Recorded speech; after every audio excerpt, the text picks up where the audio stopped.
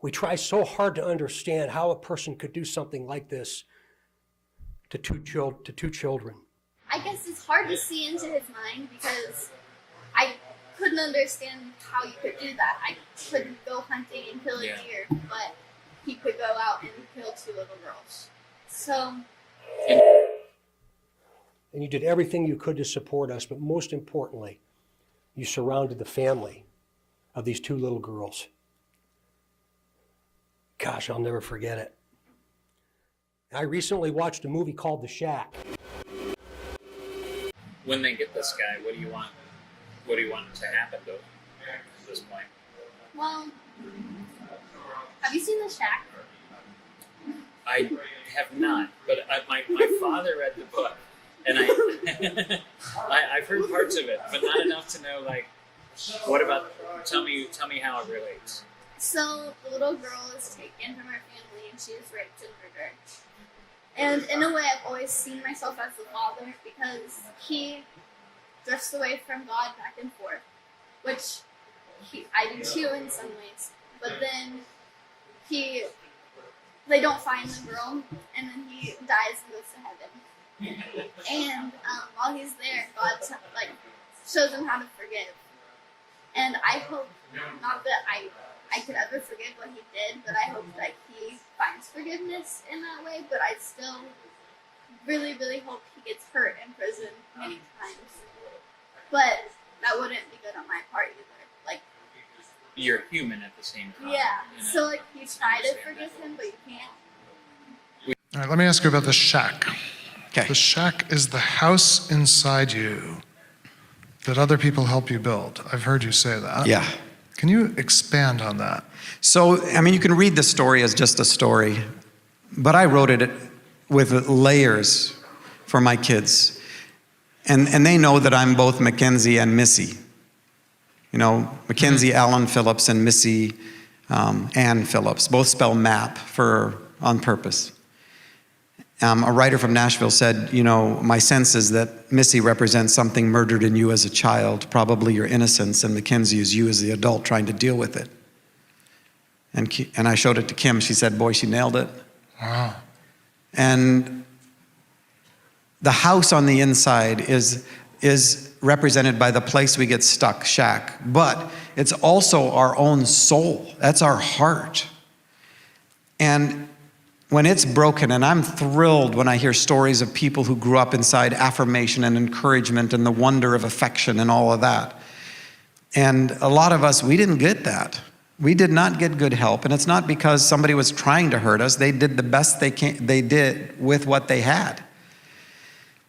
But that's the place we then store our addictions and hide all of our secrets, and is the place of shame and disgust. I mean, we don't want anybody to ever come in that place because we're terrified we will see a look on their face that is the same disgust that we see in the mirror.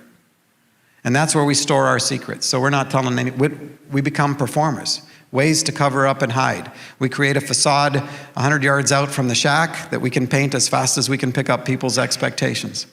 And we learn to live from the outside in because we got nothing on the inside that is worthy of living out from. And the beauty of what God does is that he's going to communicate to you at some point in this journey, I've always loved the shack. I've always loved you, not your facade. I'm not into the facade, right? You can put all your effort in that. I'll be right here. But I want you to know that I'm not just love the shack, that's where I live.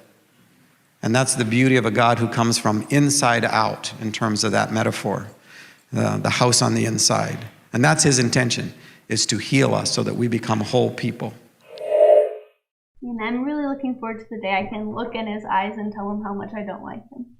I'm looking forward to that day. Yeah, I'll stand with you. Yeah, I can't wait. Okay, at the conference in which the new sketch was released, there was a specific wording and talk that seemed aimed at someone in particular. Can you verify if it was actually meant for someone, obviously the suspect, but beyond that, like a particular person? Those were comments made by me, and no, I'm not going to talk about it.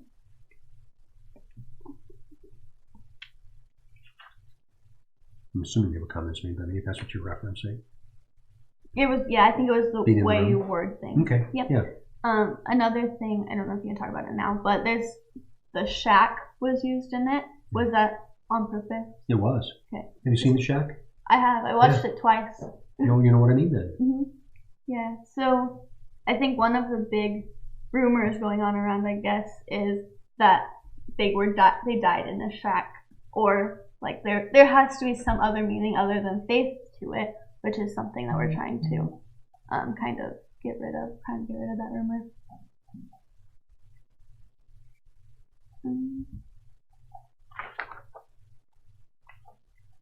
There was no shack involved. Okay. Oh. He's coming. But that had a the field had a really compelling effect on me. Mm-hmm. Yeah, I think that movie in general, the first time I watched it, and it had like zero effect on me. I just kind of sat through it and didn't think about the meaning behind it, just because I just wanted to watch it as a movie. And then the second time I went back and watched it, and I cried the entire movie. And the third time I went back and watched it, I cried even more. And so then I read the book so that I could kind of dive deeper into it. And it actually helped me a lot with forgiveness in myself and being stronger going through it all and being able to help other people. So it's a really good movie. It's so cool to hear you say that. I had to say it had the same effect on me in a different way, because I'm not, I don't understand what it's like to lose a sister. But that movie had such a profound effect on everything about our life that it was worth mentioning. It was worth mentioning, and if it had no other effect on anybody but you, I'm glad I did. Yeah, and it didn't even, like, then I was like, holy cow, he watched that movie and it affected him in a really good way. But I remember watching it and like watching the dad the first time and like seeing how he was feeling, and then like, oh, that's how my grandparents are feeling right now. Yeah. And then watching it again and watching the siblings kind of go through what they were going through. I'm like, man, that's what I'm struggling with right now. And your grandparents are strong people. Oh my gosh. Yeah. Oh my gosh. I don't think I could be the strong person that I am without them. So how nice is that to say? Yeah. So cool. Yeah.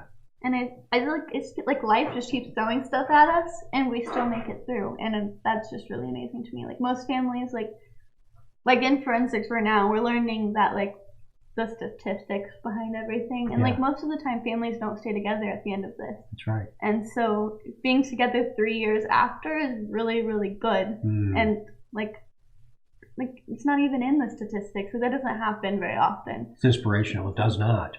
Yeah. And you guys just take it. I mean, it comes to you, and just best way through trouble is right in the middle. And that's what I see you guys doing all the time. We definitely hold each other together. As soon as we have a thought like we don't want to be here anymore, we don't want to go through this anymore, we just keep pushing through it, and we push through it together. And I think that's what helps us a lot. And other families, like, you don't see that. And then like if you just do it this way, but you can't like force that on them. Sometimes I'm just like, you're doing it wrong. Yeah. So.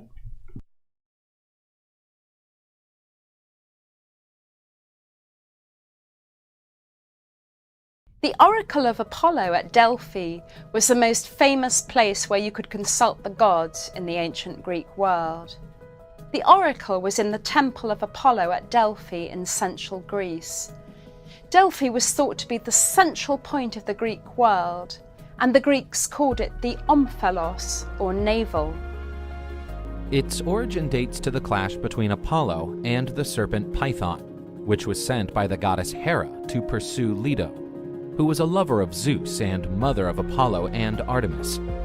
After defeating the terrible viper, Apollo decreed that on that spot, a temple would be built in his honor, and indeed the edification was established. Apollo was also considered the god of prophecy, and due to his mythological origin, the sacred oracle of Delphi surpassed all others in terms of prestige and devotion. The oracle really existed, and was the main religious center for the ancient Greeks. Generals, kings, and noblemen consulted the oracle before making any important decision, whenever it was feasible to do so. No war, alliance, or colonizing expeditions happened without listening to what the oracle had to say beforehand. Apollo was able to answer questions one day a month, 9 months of the year. he got the winters off.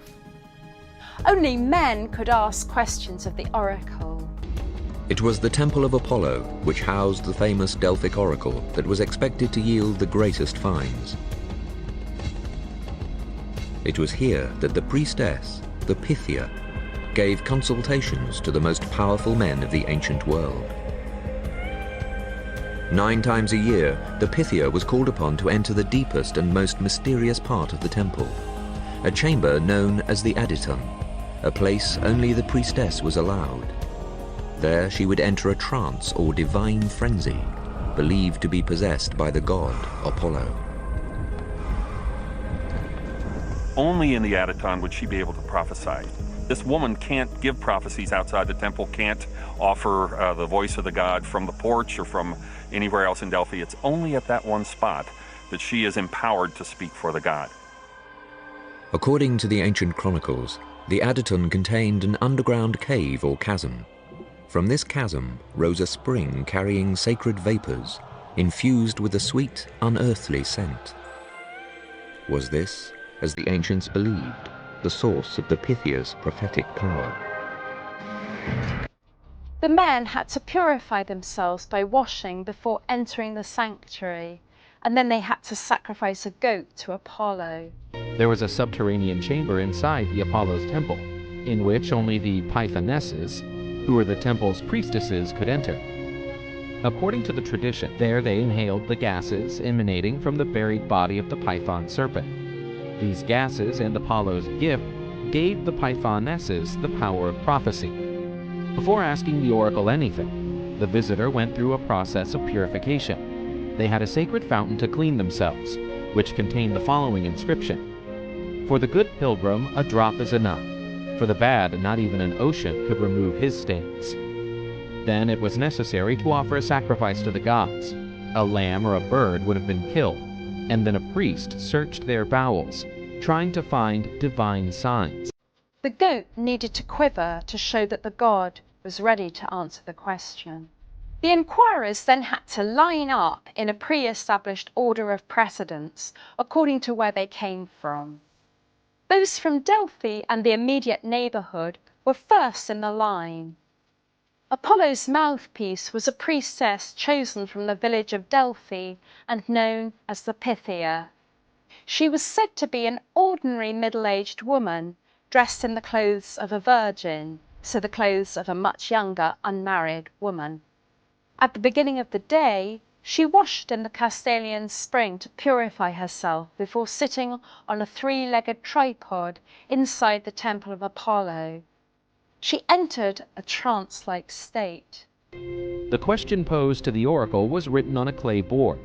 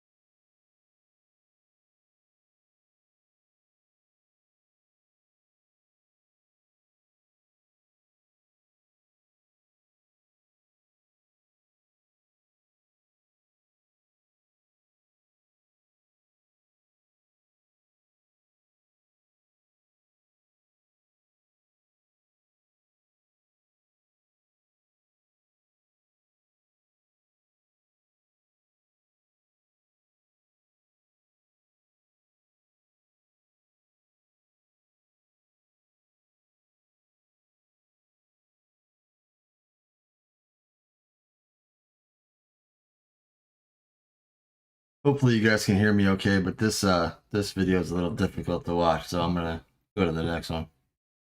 But yeah, I think Richard Allen is innocent. Everybody's entitled to their opinion, obviously, and I welcome opinions and discussion as long as everybody is respectful.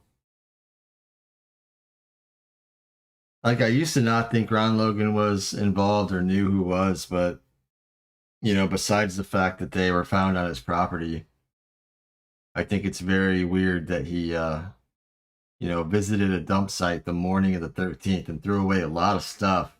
Some of it looked kind of weird from the footage. And then he asked his cousin to lie for him to create an alibi for when the girls were quote unquote at the bridge. Just seems very weird to me. Anyways, I appreciate everybody being here. Please hit the like button if you haven't already. This is the fourth live stream I've done for Delphi, I believe.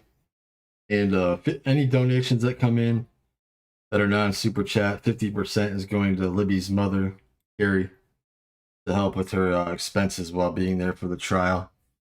And 50% is going to my relocation fund after hurricane flooded my apartment. So any help is much appreciated. And so far we've sent her $106. This video is from True Crime Design. It's an older one. Shocking new crime scene details suggest ritualistic sacrifice. I do agree with that as well. I do think it was some kind of sacrifice and a lot of people were there.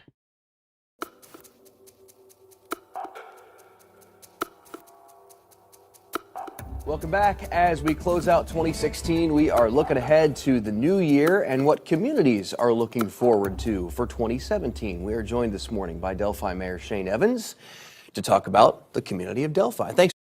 Tiger, I really don't think there is much evidence that points to him. He admitted he was there right away. Nobody technically saw his car at the CPS building. There's none of his DNA there. Spent bullet thing is bullshit. I mean, there's really no evidence. Thanks for being here, sir. Yes, sir. Thanks for having me. So, for quick, The only thing I agree with you on is the confessions. That's fucking weird. Which I feel like there's got to be some reason for that.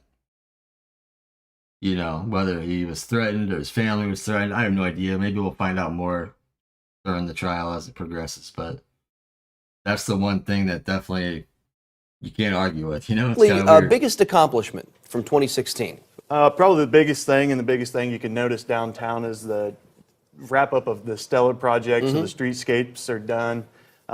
We've got new sidewalks, curbs, the asphalt's down, new pavement markings.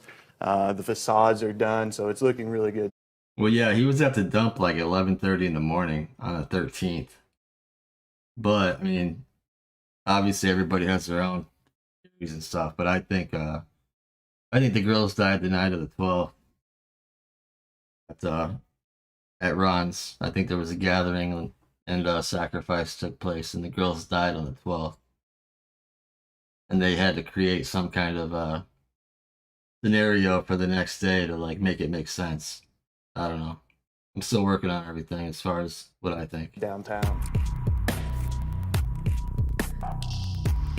And Tiger Shark, like nobody knows anything for certain as much as you believe what you believe. I'm not trying to be a dick, but like nobody knows really what happened. I mean, probably never will, but I think Richard Allen's life definitely got rear-ended wrongly, possibly.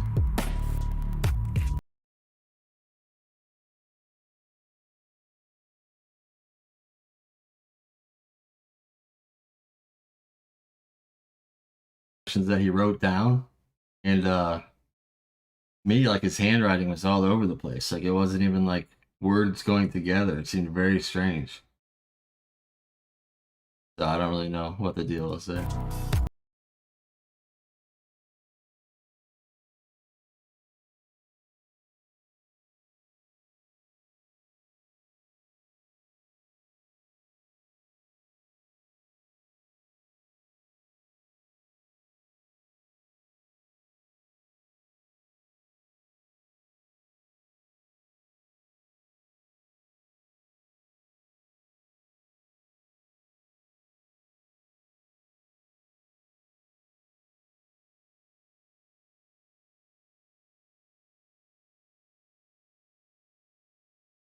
where people want to come and invest in Delphi. So instead of a deteriorating downtown, we have just a stunning downtown. I mean, I will say, like, and again, maybe he is involved or he is guilty, but like, to me, I have a hard time wrapping my head around some 42-year-old guy or however old he was, randomly, that's married, you know, with a daughter, lives in the community, works at CVS, just randomly decides to go to the bridge on that Monday and randomly kill 2 girls brutally while there's other people there, and somehow, you know, gets away without really anybody seeing him, or doesn't get very messy because there's no DNA. And then he decides to go and, you know, tell him, yeah, hey, I was there. It makes no fucking sense. And he went right back to his job. He didn't go anywhere. He didn't change his appearance. And then 5 years later gets arrested. I mean, it seems very strange. And put yourself in his shoes, man. If you were innocent, and all of a sudden, like, just because you were in the wrong place at the wrong time, like, you're put in a penitentiary, excuse me, where people know that you're a child killer. That's some scary shit. I might fucking act like I'm crazy too to, like, get out of there if possible. Hopefully they come with some evidence that he didn't do it. I personally believe I found other people responsible. However, I can't say nothing for sure at this point, much as I would like to. But that's why I'm working so hard and watching all this shit and trying to put everything together. But I can tell that there's going to be no changing your mind. With streetscapes and pedestrian-friendly walkways, and of course the Opera House to draw people in. We were constantly having problems with buildings that were losing parging and bricks, and some of the facades were I mean, didn't you hear about, like, how everybody in the courtroom was like, they couldn't believe what they were hearing from these law enforcement people? Like, nobody identified Richard Allen. They said the guy looked the opposite of Richard Allen. I don't know, it's crazy. It's a tough video to watch too. Speed it along a little bit. If anybody has any videos you want to watch, like, specifically, just let me know. Or send me a link.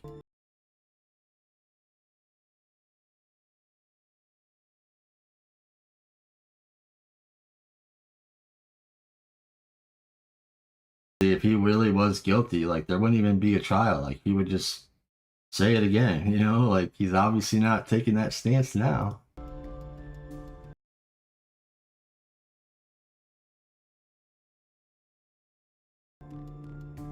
He never lied about it. Like, he might have been off by like an hour, but that was 5 years later they came to him to talk to him about it.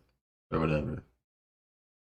Like, he immediately told the reservation officer that he was there. Even told him what he was wearing. But supposedly they just forgot about him, or some clerical error, until years later. Like, he never, like, tried to hide anything.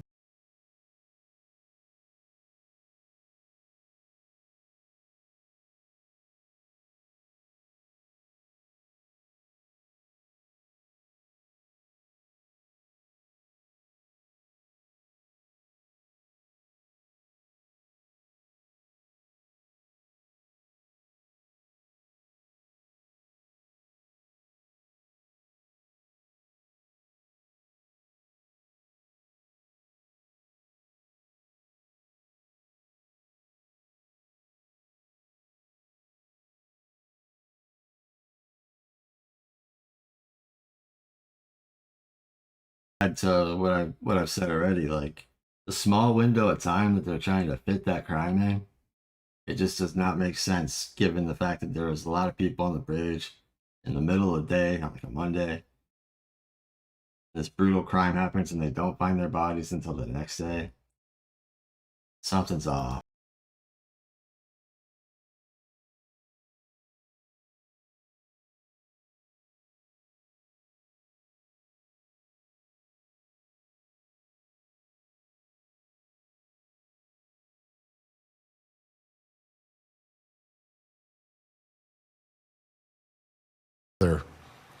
based upon the descriptions in these papers that have been filed by the defense.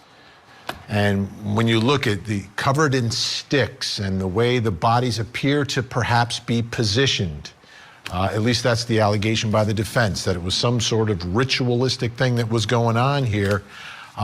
It's not normal. Whatever it was, it just didn't seem normal. Not that any murder is normal, right? But there are murders where, okay, you find a body, and the body, you know, the person is killed, the person is murdered, and they leave. I was in Andrea's stream earlier just listening when somebody, when she said it was like a boss move because he served the guy a subpoena while he's testifying. That's crazy. The body there. Like something you see in Here, a movie. it appears something else was done in this case. I was really happy to hear that Richard Allen, when he got out of like the interview with Mullen or whatever, that he called him an asshole. Love that.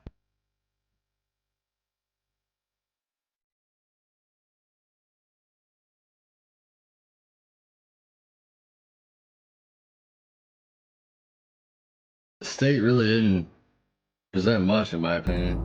If anything, a couple people let him down. Odin hung himself from a branch of Yggdrasil, pierced himself with his spear, and peered downward into the shadowy waters below, and called to the runes. He survived in this state, teetering on the precipice that separates the living from the dead for no less than 9 days and nights.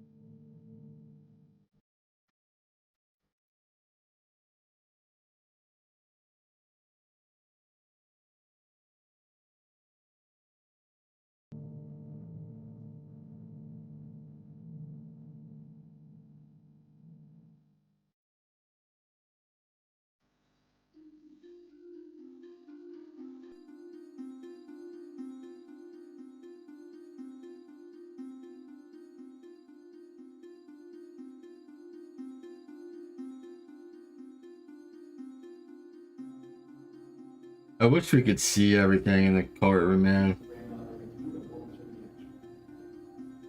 Well, first off, I'd like to address that is both the girls were heroes. They stuck together.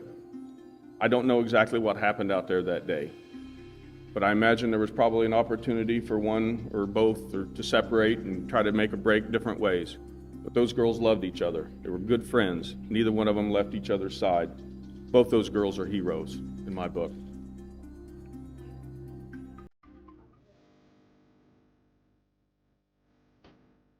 It's weird that there was a witch named Abigail Williams too back in the day.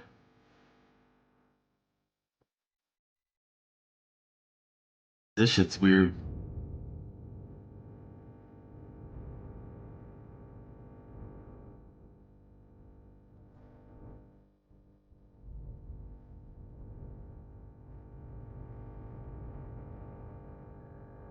Doja is at this point open with her alliance. She wants her fans to know exactly who she worships. For the last few months now, Doja has been acting what many people have been calling demonic. It all started when she shaved her head and eyebrows, and then began all her strange satanic antics. We all remember the Eyes Wide Shut themed party she threw, with all the celebrities in attendance wearing cloaks. I know you guys remember the Masonic cake at this party. Occultists have inverted the Christian rebirth process by mocking it through Lucifer. Instead of being reborn through Christ, they are being reborn through the philosophy of Lucifer's do what thou wilt, living free from morality. This was obviously symbolizing her death and rebirth ritual she would be playing out with this upcoming album. After showing herself as a sacrifice offering for her birthday party, we start to see the demon Doja Cat be born. Doja Cat starts tattooing demonic tattoos on herself and posting demonic posts on Instagram.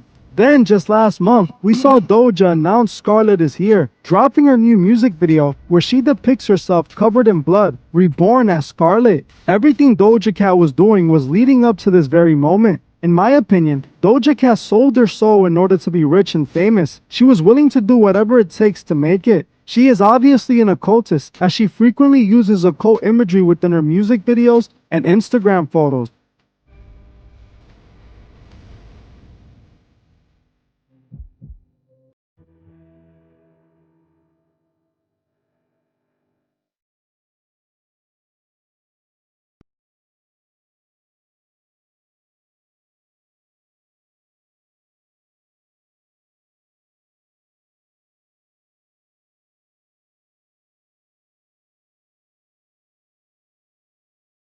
Take it easy, D. Appreciate you stopping by.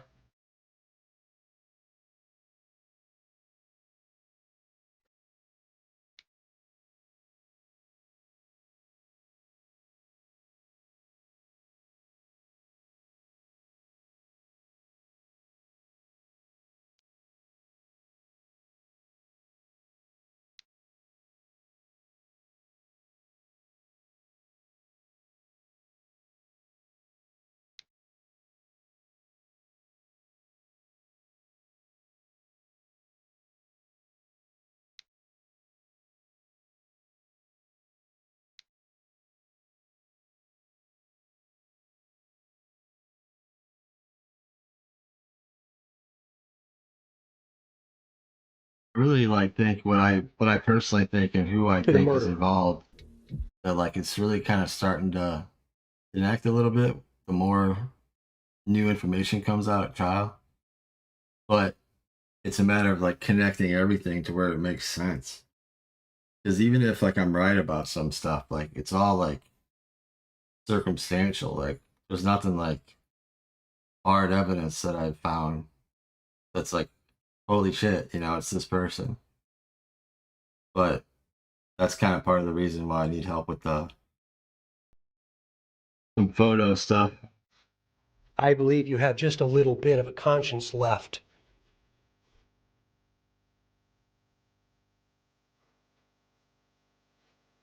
And I can assure you that how you left them in that woods is not This creepy what music. they're experiencing today.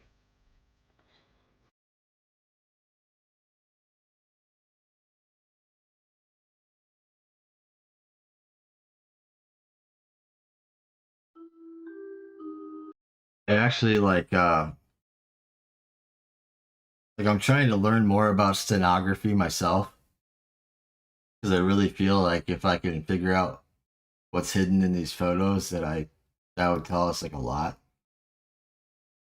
And like one of them, I don't know who was here the other night for the when I was showing like the weird image that looked like it had a bunch of sacrificial stuff in it. But anyways, I like used this stenography tool earlier, and one of the photos just kind of looks weird, man. Like this is that same photo of like the trails and stuff. And you can't really see it probably very well on your end right now without zooming in. But like right here, there's a part where it's not all fucked up and looking weird. That looks like legit, and you can see a really creepy face right there. To me, it kind of looks like Max Snowberger even. I don't know. Regardless of who it is, like why is there a weird person's face in this image once you do whatever the stenography thing did to it?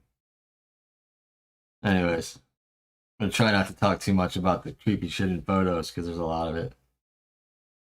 I just need to figure out how to uncover it all or find somebody that knows how to do that shit. This one's called Delphi Many Tentacles on True Crime and Sign.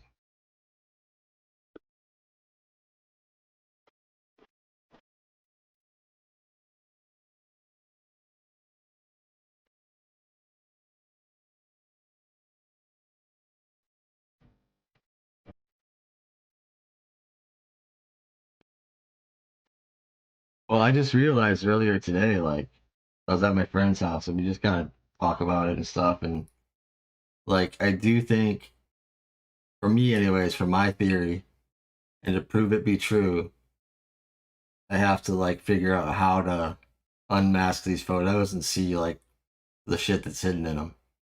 Otherwise, I'm never going to be able to prove that these people are involved, probably. So I'm actually trying to take the time and figure out how to do that. I'm probably going to have to, like, buy some software or something, but creepy shit, man. Very much for having me. You know, Awesome. one of the things a few weeks ago after you were at the podium announcing that you'd made an arrest for Abby and Libby, I just felt like a sense of relief, like a whew, because this was one huge step. There's a weird thing about Logan Holder that I showed the other night where there's like a photo of him on his Facebook on the 10th of February from that year. And like he has red, like a red shadowing on his, for lack of better words, like crotch area, and like on his neck in one section, but like nowhere else. It's really weird. A couple days before his girlfriend's murdered. And then like the kid that Krista Burris said on her Facebook on the 17th of February, she said R.I.P. Abby, Libby, and Little Ray. And I think we pretty much figured out Little Ray was a 15-year-old kid from Logansport that is said to have unalived himself in like November of 2015. And when you look at his friends list, like the one name that stuck out to me was Logan Holder. It's like a weird thing, man. But then you gotta think, like, this kid who's only like 12 years old or 14 years old, like how involved could he really be? But like, you got crazy parents that are like, you know, Odinist people, you never know, man. Towards finally getting some justice for Abby and Libby. I know you were quite emotional at that podium, at that press conference a few weeks ago. Did you feel a sense of relief? I mean, I know you're working with several different agencies. I doubt they did the end. They probably didn't find out about that dump stuff until later when it was too late. But I don't know that for sure. I did take a hard look at the footage though about the dump, and there's some weird things in that, man. Like he's thrown away, and some of it looks really heavy. I don't know. To me, like, it sounds really far-fetched, but like, what a perfect way to like get rid of evidence for a crime when you've already committed the crime, but the public doesn't know that. And they're not going to know the crime even happened for like a few hours, and you're getting rid of the evidence in the meantime. I mean, kind of brilliant from that angle. As far as like getting away with it, if that's what happened. But you're kind of the face. You've been kind of the spokesperson for the investigation. You know, I couldn't wait for that day. And then when I finally got there, I wasn't exactly sure what I was going to think or how I was going to feel. But the most important thing to me was to see how that community might begin, but most importantly of all, as a family. And it was a very strange, emotional day. It was an intense press conference too, because there were so many questions you couldn't answer, and the prosecutor couldn't answer. And I could feel some frustration on the part of reporters in that room, because I know this investigation is still ongoing. I don't blame them. Well, what I'm saying, Criminal Network, is that the timeline that everybody thinks is the timeline is incorrect. I think the girls died the night of the 12th. So that would explain why Logan got rid of the stuff the next morning. And it would also explain why he like asked his cousin to lie to create an alibi. Because he knew all of like the stuff was going to go down about the bridge. And I have photos from Google Earth from the Carmelina Burris lady that pretty sure now are from the 13th. And it's the group of people that Sarah Carbaugh was referring to at the Mears entrance.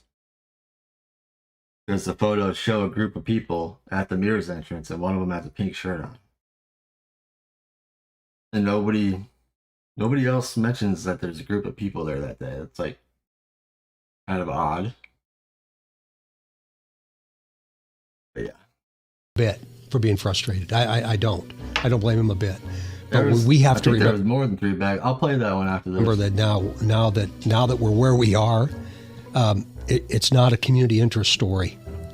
it's very factual now, and we have to be very careful. I think that's what everybody expects. What I think I'm learning. So on one hand, we say to the media, thank you, and I really do mean that, for keeping this front and center, not just nationally, but even globally. But then the other side is when you have questions, we can't answer them. So I understand that frustration. I really, truly do. And like the stuff that I'm working on, like, just so you guys have a general idea, I'll just show you real quick. Like, I am doing a lot behind the scenes to try to like make sense of everything and put it together. Like, these are the people I think are involved. Carmelina Burris, Krista Burris, who Carmelina's her mom. Carmelina had a group of 41 photos on Google Earth that I downloaded a couple years ago that I'm pretty sure now are from the 13th of February. And a lot of them to me show weird shit. Krista Burris put a post on her Facebook on the 14th of photos that again I think show weird stuff from the creek. One of them has like red water. And she says she had a stressful couple of days. Then the next day she uploads a selfie and says nothing's that bad, it feels good. Just weird stuff. This is Austin Chadwell. I don't know if this is Brian Chadwell's nephew or his son. Pretty sure like it's his nephew, but I have reason to believe that it's his son. And there's a lot of their stuff on my channel if you watch like some videos that I made. But he looks a lot like the younger sketch. Of course, Brian Chadwell, we all know his stuff. Plus, he uploaded a photo on his Facebook on the 13th that shows a girl resembling Abby underneath a car working. But I don't think she's really working on a car. Obviously, I think she's dead in the photo, to be blunt. And then on the 15th, he posts a photo that's clean shaven. And he says, sometimes your kids need to be reminded who's really in charge. Kind of weird. Emily Collier, she posted a bunch of pictures on the 12th with like a really black background with this shirt on that says killing it every day. And there's, what I can see, at least one girl in the background, possibly two. Very creepy photos as well. Those are on my channel. You go to like Liberty German's Facebook profile. Right now, I think she has like 488 friends. And Emily Collier's 3 of those friends. 3 different profiles. So that's kind of interesting. Brad Holder, I mean, I'm not convinced that he's involved, but like if it is the Odinist thing, I think there's a good chance he's involved. He seems to kind of be like a leader of that stuff. Garrett Kurtz, I do think he was involved because I've seen some stuff about him, how he like was sick to his stomach and like wouldn't, leave the house or come out of like a room for like the 15th to the 20th. I've watched a few interviews that he's done like from jail. He has no idea where he was the 13th to the 14th. Basically says it's the investigator's job to figure that out. Which kind of makes me think, like, hypothetical, obviously, but Garrett Kurtz is already in jail for a long time for murdering 2 people. And one of them was like a former girlfriend or lover or something in 2019. And like, what if that really wasn't a spat over like one girl was upset about him seeing another girl? Like, what if that was Nicole Bowen, like, finding out about the Delphi thing and, she was going to tell on him? Like, would give him a motive to silence her, for lack of better words. Keegan Klein, I do think he's involved still. I don't think it's a coincidence that he catfished them and talked to them the same morning or something like that. There's got to be something there, especially with all the pedophile stuff. I got to do a lot more research. But Ron Logan, I mean, there's a reason they did a search warrant on his home,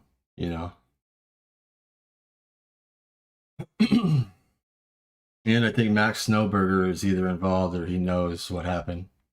Because he's kind of put some weird posts out there over the years that he knows what happened, for lack of better words. Bobby Joe Burris, I'm assuming, is involved because Krista and Carmelina would be. But I have this as a possible because I really don't even know if that's Bobby Joe Burris. I don't know what the guy looks like. There's like another profile of Bobby Joe Burris that has somebody else. I don't know if that's like a son. No idea. Aaron Chadwell, that's Austin Chadwell's younger brother. I found like a Pinterest account of his where there was a lot of crazy posts about like weird sharp weapons that line up with some things I think about that bridge photo of Abby. Ashley Garth, if Garrett Kurtz is involved, she's involved. I just don't know for sure. And then Logan Holder, if Brad Holder is involved, I'm assuming is involved. This is that photo I was talking about.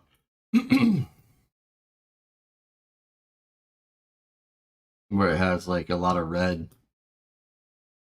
on his, like just under his stomach and on his neck right there. It's just weird, man. There's so many different things about this case. It's like a lot of weird irony, if anything. And then Cody Patty, I gotta look more into that guy, but something seems like it could be off there. But that's kind of like the suspects that I'm currently like trying to figure out stuff. But for my own sanity, I guess, because I really don't think Richard Allen is guilty. And then these are like the timelines I'm working on. I'm not going to go into like that in detail or anything, but just so you guys can see like what I'm doing. These are like a lot of the photos from the Google Earth. Carmelina Burris. This I should probably... That's the bridge, or not the bridge, the dump footage of Ron Logan. But yeah, anyways. Sorry for the little interruption there. I know you can't answer every question that we have here, but we're going to fire away anyway. Is the guy in custody, Richard Allen, is he the only person being looked at in this investigation? Right now, he's the one. He's the one that's been that's now facing murder charges. So, again, we are not going to stop looking at other people until this is completely done and we have nothing left to do. So, 70,000 plus tips, hundreds have come in since 2 weeks ago. Week ago Monday, I guess. I mean, it's not like I want to find the stuff that I've found, but like over the years, I've just really come to think that certain people are involved, and I have reasons, obviously. But it'd be a lot easier to like share those reasons with people if they could see what I'm seeing. So again, if anybody knows anything about stenography or like how to uncover shit that might be hidden in photos, let me know. And we'll continue to receive those tips and look into them as you would expect. If this affidavit is released, and there's a hearing coming up, I believe, on the 22nd, that's got some information that led to the arrest of Richard Allen, the suspect. If that is allowed to be given to the public, is that going to compromise the investigation in any way? No, I don't think at this point it will. And I think it'll answer a lot of the questions that people have. And will we find out how we got to this point with that information? Yeah, it'll be much clearer. What could happen? Can you give us a hypothetical of... I'm pretty sure, and again, obviously this can be like fact checked, but I'm pretty sure Krista Burris's mom, Carmelina, her maiden name is Conklin. And I'm pretty sure Keegan Klein's girlfriend at the time he got in trouble or whatever her last name's Conklin. And I think it might be a cousin or something. What could happen if investigators say too much too soon? If somebody, and it doesn't have to be with this case in particular, just a hypothetical of a murder case. Sorry, I know I'm pausing a lot, but I'm just reacting to the chat. But Garrett Kurtz, like in some of his interviews from jail that he did with the one woman, I can't think of her name off the top of my head. But he even like kind of hinted at he knows what happened or who's responsible, but he like wasn't gonna say anything or something like that. And he was friends with Ron Ron Logan and like spent a lot of time on his property with his horses. So obviously he knows like the trails and stuff like the back of his hand. Somebody on the team or in the prosecutor's office says something that they shouldn't have. What's the domino effect that could happen? I didn't know those were the two alibis that were made public. Wasn't Brad Holder's like he was at the gym or something like that? Ron Logan's is proven to be a lie. That he was trying to like get his cousin to lie for him. So that's kind of a super big red flag right there. And potentially, if you reveal too much information in a case like this. Yeah, it's a great question, and the answer is there are things that we know that only the killer would know, and I'm speaking generally, and it's an But you got to kind of think about like what the hell was on Liberty's phone too, where they had the factory reset it on the 4th of the 5th. Like I feel like that's like the. That's the motive for whoever did this. Because she knew something that they didn't want people to know, in my opinion. That probably would have got a lot of people in trouble if she told. That's what I think anyways. Investigative strategy, obviously, that if we know what the killer knows and nobody else does, that when we do talk to the killer, we'll have a clear idea of what occurred. And that's a very similar strategy that we've used here. Lost in this video. One of the things that I've heard is why not release the cause of death? Not because people are morbidly curious, but if they knew they were looking for somebody that was... I think especially if Keegan Kline is involved, there could very well be some kind of snuff film or photography. Because he was like into that kind of stuff. Either a stab or a gunshot. Maybe they know somebody that sold the gun, sold the knife. Maybe they could find the weapon somewhere. What's the rationale for not releasing the official cause of death? Because the individual or individuals that did it, they know what they did. Cleared. I don't know. But do you think that's, and I'm trying to think of the right way. Like I believe with all my heart that the Burrises and Chadwell are involved. Those are the people that I feel 1,000% about. If I was like betting on it. To say this, has that slowed down the investigation? Because I think the public, with all of their tips, has been a big help in this. Wouldn't it make sense to have the public looking for the possible weapon? I don't think at this point it would. Functionally, I understand the question, Hammer. I really do understand it. And we're going to look back on this and probably realize, dang it, I wish we'd... Criminal Network, I just kind of like learned about that Wolfpack thing. Like how somebody was, I don't know, beaten up really bad a couple months before the murders. And somebody said like Becky and Derek were the ones that told on them. I don't know if that's true or not. I did try to like research that a little bit. I think the guy that got beat up lives in like New Mexico now or something. But I have no idea if Chadwell was affiliated with like any gang or anything. Like I know he had some Harley Davidson kind of stuff on his Facebook, so like he was probably into motorcycles and stuff, but I don't know any extent. Done A, B, and C rather than D and E. Right. But now's not the time for us to change that strategy and talk about everything that we know. Man. What did you think when like a lot of news has happened with this? Especially when you hear what Chadwell did to like the little 9-year-old. If they didn't find her when they did, like he would have killed that girl. So you don't think he's capable of this? Like I do. And in the photos that I have from Carmelina's Google Earth on the 13th, it shows like 6 or 7 people that you really can't see anything because it's all pixelated and shit. But I'm pretty sure one of them is Carmelina, one of them is Chadwell, and one of them is Ron Logan. From what I see, anyways. I just can't I can't figure out who's wearing the pink shirt. I do see other ones in the photo, but welcome to everybody that's just joining. Story since you made the announcement of the arrest, Richard Allen has been moved to a state facility, the Carroll County. Heather, I actually have a video on this playlist about the old bridge guy thing, so maybe I'll try to play that here in a little bit. Judge has recused himself. Did that concern you at all that the judge, in this case, after 5 years of having been being prepared for this day, all of a sudden is now saying, well, we don't have enough resources to facilitate this. I'm stepping down and we're going to move it somewhere else. Chadwell too, like not many people's families come out on the fucking news and are like, Yeah, he's definitely capable of that. And yeah, you should lock him up and never let him out. Like, that's what his brother and his stepdad said.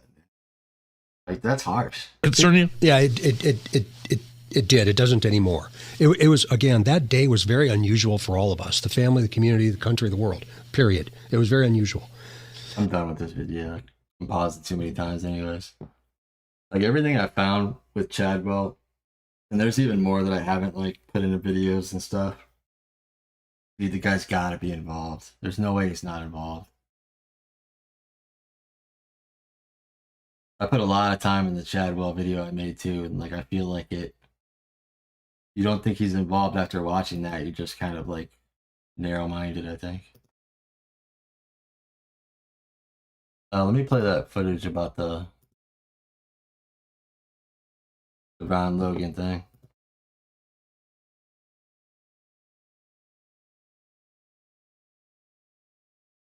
Such a weird footage. I think this footage is altered too, personally. This looks really weird to me, but who knows? This apparently is Ron Logan transfer station footage from 213. Kind of strange too, and I think there was an edit in the footage, but like you never technically see Ron Logan get out of this truck, which I thought was kind of interesting. And there's some angles, like when you put filters on it and stuff, where it looks like there might be somebody in the back seat and stuff. But it looks really weird, like some of the things that are in his truck bed here.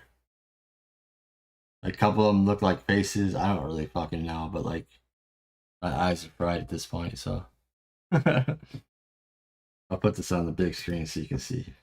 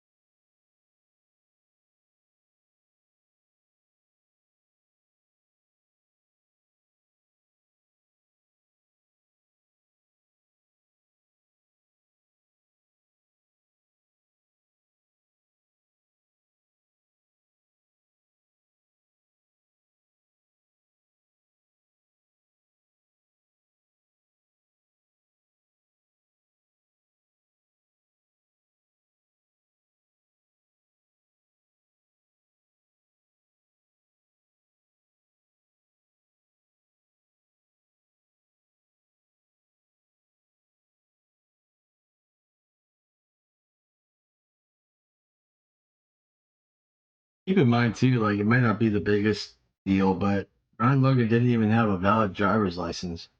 Like when he drove to the dump. Trying to figure out what some of these things are that he throws away. Not that easy.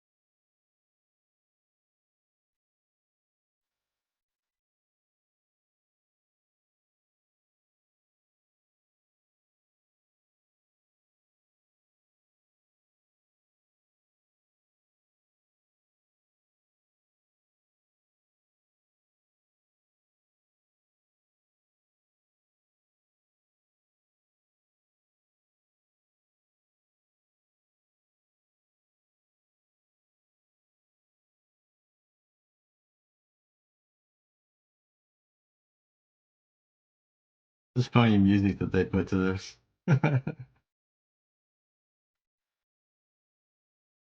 Reminds me of like the Pink Panther or something.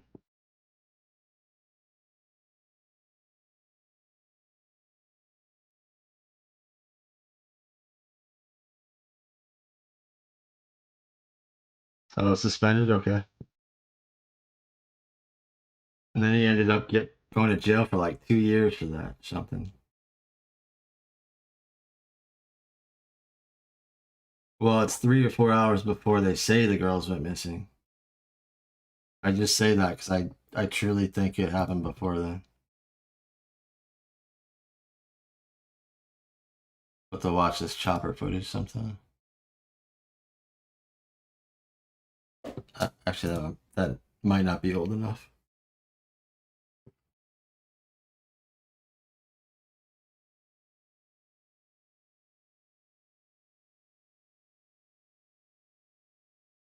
I'll show you like some still shots I took of the Ron Logan thing.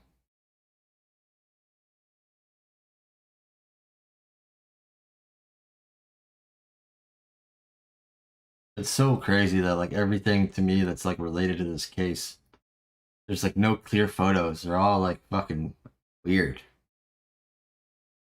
Which is strange. Me?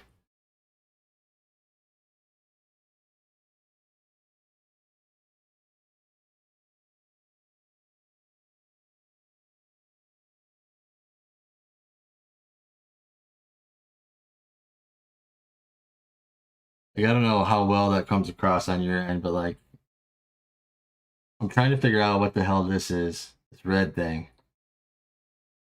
It looks like it has like possibly like a metal or aluminum like long handle that might be bent. And then there's a really weird face right here that kind of like reminds me of like Bert and Ernie. As weird as that sounds.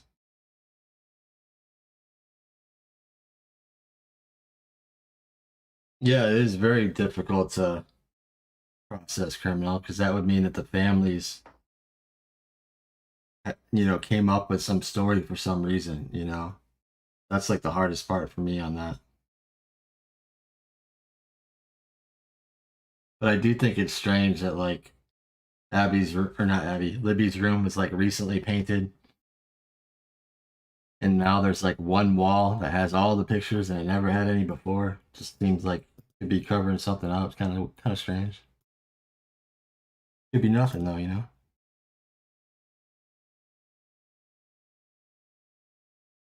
That's just another view of that.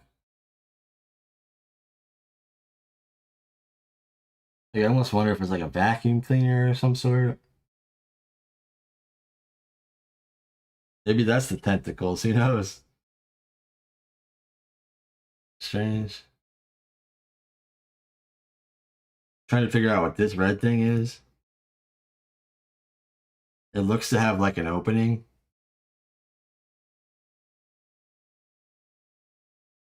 At first I thought it was like a golf bag or something, but it kind of looks like maybe a bowling ball thing. Maybe a minnow thing, like if you fish for your bait. It seems like a very, coincidental day for him to be throwing all this shit away.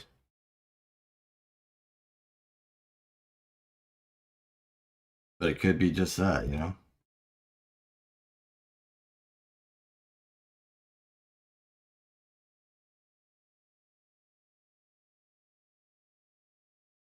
But again, this might be altered, but this is another one where I can see a face right here. And to me, what looks like possibly a girl's face looking to the left, like her face is sideways and you're seeing the left side of her face.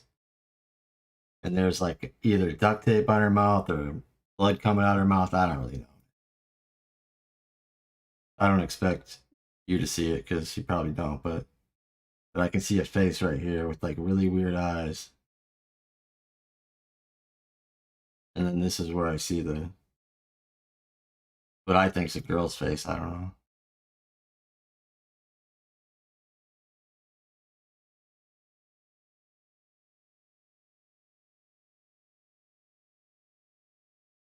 And I really need to get with somebody that knows about photos.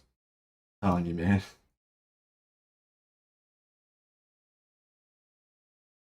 Because it's like the creepiest thing where there's like faces everywhere.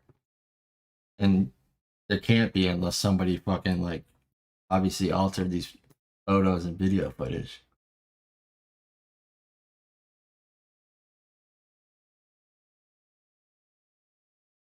Anyways.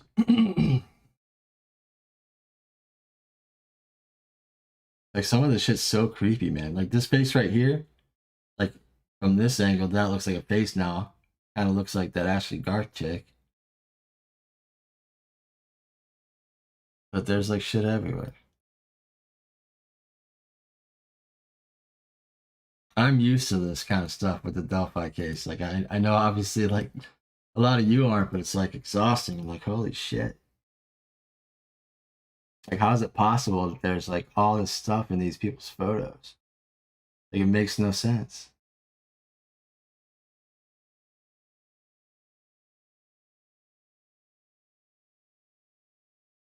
Kind of ironic that I found a picture of Krista Burris from a Delphi yearbook and she's got a fucking camera in her hand.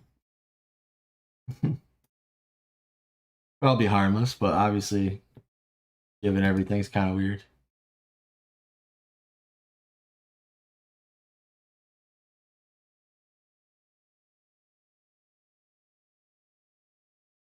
I think somebody mentioned the video of like the old bridge guy.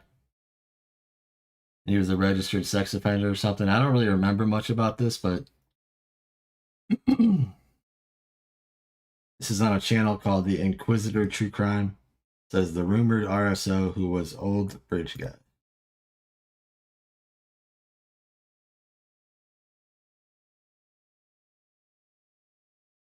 What's up, Linda K?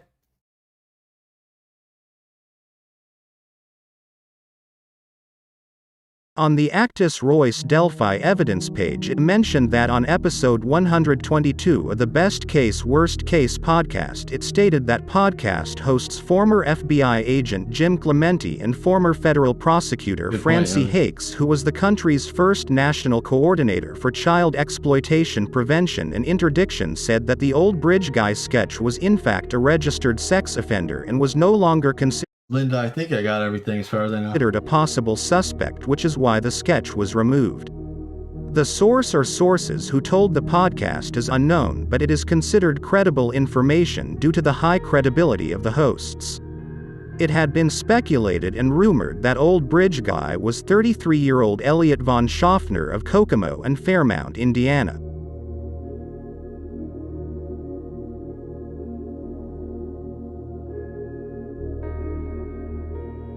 At approximately 7:20 a.m. on I didn't always do that, Heather. Somebody suggested that once, and I was like, oh, I never thought about putting a poll up. February 10, 2017, a federal search warrant was executed in the 1800 block of West Judson Road in Kokomo, Indiana.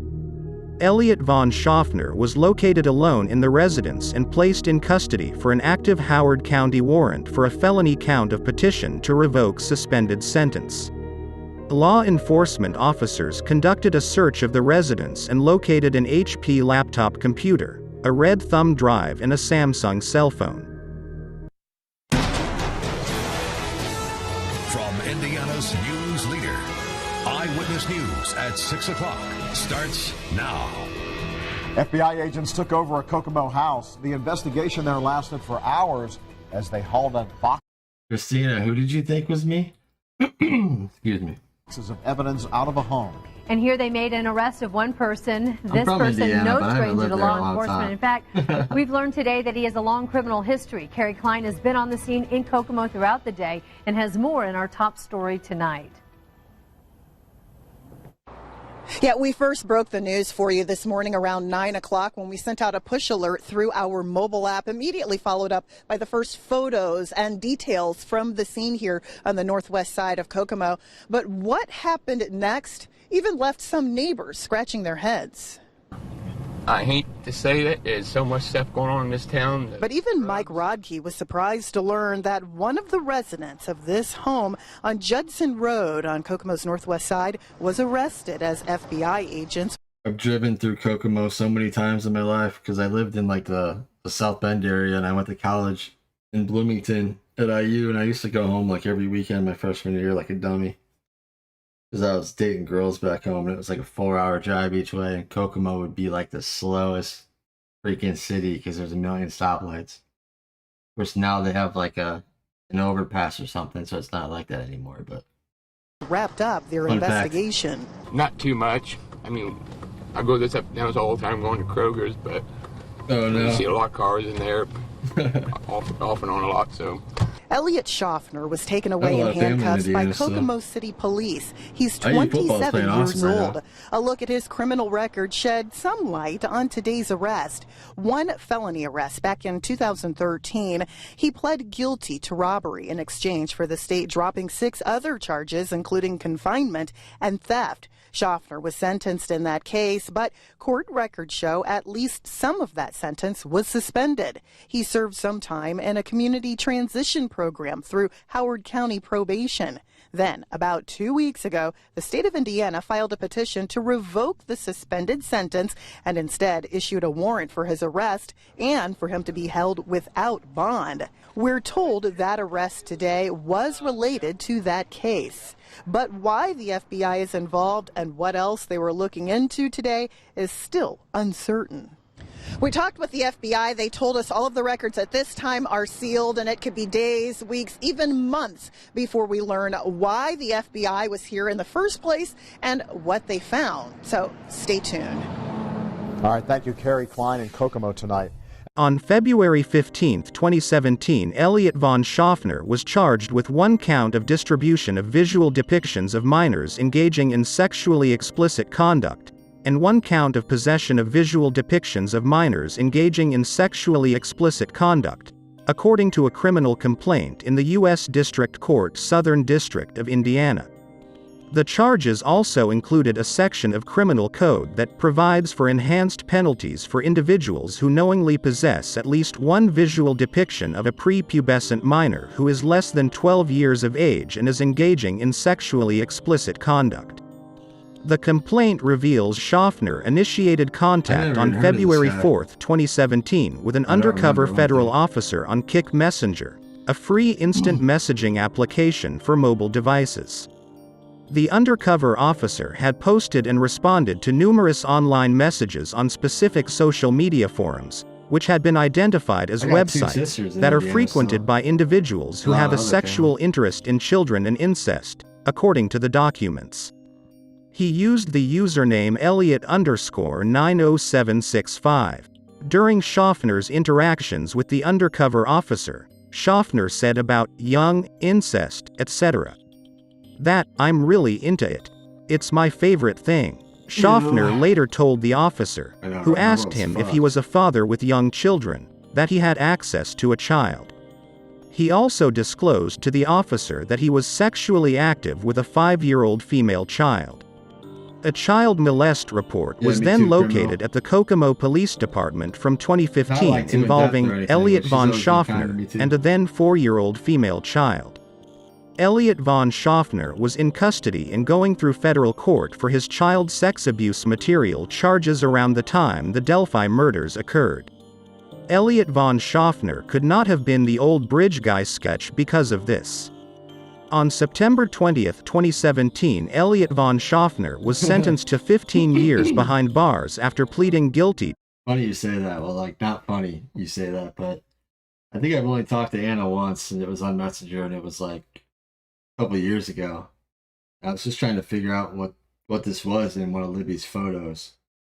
And it ended up being a selfie stick. And I think I remember it being like kind of a C word too. Like, it's a selfie stick, gosh, or something like that. And I'm like, okay. But like it kind of turned out that like I can match that selfie stick to like that picture on Chadwell's profile on the 13th. A body that looks like Abby. Kind of a weird fucking thing, but Yeah, it's kind of funny you say that. to the distribution of visual depictions of minors engaged in sexually explicit conduct. I kind of agree with you on Elliot that, von for the most Schaffner part. was additionally sentenced in the Kelsey. Southern District of Indiana to 10 years unsupervised released and to pay a $3,000 fine. Sounds good, The Percocet. plea agreement reached in May 2017 said fines would go toward assisting victims in the case, including seeking counseling, support, or treatment. If Elliot von Schaffner wasn't Old Bridge Guy, then who was? It's been speculated online that it could be two other registered sex offenders like Aaron Rosworski and Thomas Lincoln Wallace, both from Delphi, Indiana. Jimmy Dale Duvall, another registered sex offender from Kokomo, Indiana, who went to prison for rape of a minor after serving 16 years from a 45-year sentence, was also looked at early on, and a witness thought it could possibly have been him as he bore similar facial characteristics to the sketch. Former Indiana State Police Captain Dave Burston and former Indiana State Police Sergeant Kim Riley both stated that the Old Bridge Guy sketch and Old Bridge Guy is no longer relevant and no longer a person of interest in the investigation, and the new primary focus was on the Young Bridge Guy sketch originally drawn up before the Old Bridge Guy sketch shortly after the murders in February 2017. As time had passed from April 2019, Doug Carter has implied that if you put two sketches together that they're one in the same person. I believe he means one as him clean-shaven and one as Bridge Guy with facial hair. Or the individual should have elements in his facial characteristics from both sketches. I believe that eventually we're going to be able to say, this person's the killer, and there's a combination of those two images that'll land on his face. I don't think so. One thing I hate about Doug Carter, and I really like Doug Carter, so let me just say that. I really hate like how he dodges questions, and like somebody will ask him like a real serious question, and the first thing he'll say is like, yeah, isn't that something? Like, what the fuck, man? And then he'll take it like his own little way and spin it however he wants. Well, you know, he's probably got to do that in the role that he's in. I'm going to take a very quick pee break, and somebody said they thought something was me, so I'm going to show you a music video so you know what I look like. Only 5 minutes, don't worry, because I know you're not here for my music. All great minds think alone. Please smash that like button. Consider donating if possible. It means a lot to not only Carrie but myself as well, because everything goes into her expenses at the trial as well as me saving for a new place to live because the hurricanes took mine. Unfortunately. Yo, thank you, Heather. Hope you like the song though. It's Great Minds Think Alone. I'll be right back.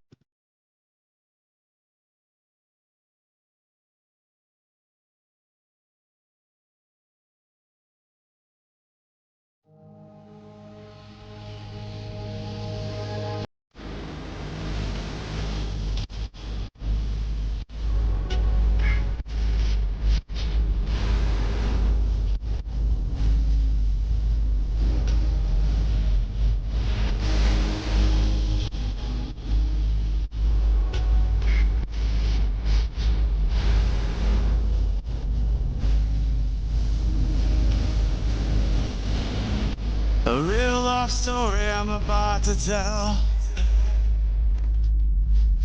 I felt so alive, burning in hell. She took my heart, she took my soul. I swear my bitch took everything that made me whole. She had me getting high, losing myself, barely getting by. I used to be just a regular guy. All I ever wanted was a piece of the pie, yeah. I gave her the best of me. I swear she craved the worst in me. And now, no more killing time, drowning my addiction one last time. Great minds think alone. I'm not worried what she's doing, who she's pursuing. Ain't got a fucking clue in. She might be screwing or ruin. Great minds think alone. I'm not worried what she's doing, who she's pursuing. Ain't got a fucking clue in. She might be screwing or ruin. It's a lonely life I've come to find. That it's you and no one else, but you shouldn't mind. I lost most of my friends, left me high and dry. To bleed so deep inside, but no suicide. And how she had me getting high, losing myself, barely getting by. I used to be just a regular guy. All I ever wanted was a piece of the pie, yeah. I gave her the best of me. I swear she craved the worst in me. And now, no more killing time. Drowning my addiction one last time. Great minds think alone. I'm not worried what she's doing, who she's pursuing. Ain't got a fucking clue in. She might be screwing or ruin. Great minds think alone. I'm not worried what she's doing, who she's pursuing. Ain't got a fucking clue in. She might be screwing or ruin. First time in love, so criticize. She's the most beautiful in the world, even when she cries. I thought it was fate, she would be my wife. But the day she walked away, she saved my life. Great minds think alone. I'm not worried what she's doing, who she's pursuing. Ain't got a fucking clue in. She might be screwing or ruin. Great minds think alone. I don't know who I'm fooling. I wonder what she's doing, who she's pursuing. I miss the girl I knew when I'm ruined. No, I'm an independent artist, but I don't tour around or anything. I'm not like that big. I should say that was me in 2018, and probably a little bit bigger now. I don't know. Maybe not. This kind of shows you how toxic that relationship was, because the girl I'm talking about in the song is in the video. So weird. Anyways, appreciate you checking that out or listening to that.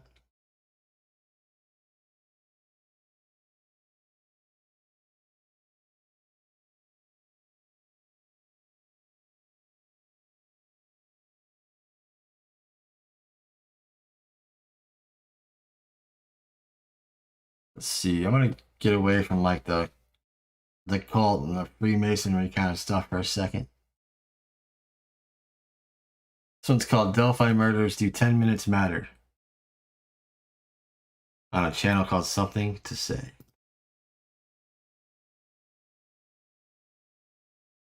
Thank you again, Heather, for the $1.99 super chat.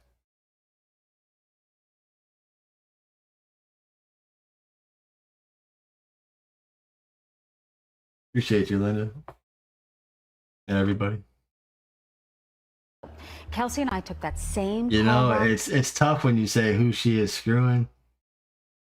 I'm not going to get into it too much, but long story short, I was sleeping upstairs one night in her house. This is years ago. And I woke up hearing moaning. And I went downstairs, and my girlfriend was sleeping with our other friend. And I got all my stuff. Went to a hotel. And at the time, I was on drugs. I mean, let's put that out there. We both were. And I had everything I owned in my car. My car got fucking stolen at the hotel. And so, long story short, I called my mom in Florida. Told her I needed to get the hell out of Arizona, and she bought me a plane ticket, and I've been here for like 5 years.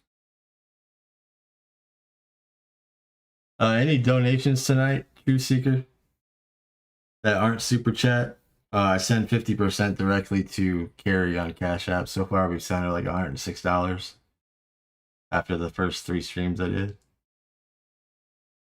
No, thankfully, I don't have any kids, but thankfully, I don't have any kids with her. But I was really close to her little daughter, so that sucked. But yeah, not a fun situation by any means. Time does heal. It took me a good 2 years to get over her. And I've been single for like 5 years. I don't even think I've been on a date. Sad to say, but I've also kind of been like motivated on music and other things, so it's not like a big deal, but I would like to start dating again, I think. Eventually. And retracing what would be her final moments. I'm not getting any younger. Oh, nice, Truth. So as we approach here, do you remember that day what you said to them? Well, I wasn't really talking to them. They were mostly talking to each other. Do you remember what they were saying in the backseat on this portion of the drive, or it was just like anything else, any other day? It was just like any other day. We had the music up really loud, and we were like singing and just the normal things that we did in the car together. And it was the afternoon. Relationships. Right? 1 o'clock. Yeah, like 1:30. And were they making a lot of noise? Don't get me wrong, I made a couple songs that are called like Girlfriend Diss Track 1 and 2, and I talk about some real shit, man. I said something like, I was living in a hotel, but you were giving up your hotel. It's pretty rough. But yeah, anyways, I don't want to talk about that. I wish this didn't like cut in and out, the static or whatever. Noise in the backseat. Yo, Truth Seeker, I appreciate you, man. Assuming you're a man. I will, for sure. I say the super chat thing because YouTube takes like 45%, like legit. But I appreciate you very much. Thank you. Do you remember what they were saying or what they were doing? Olivia was actually in the front and Abby was in the back. Imagine that, though, like the nerve, you know? You wake up, I was passed out. I think we were drinking that night. I was passed out.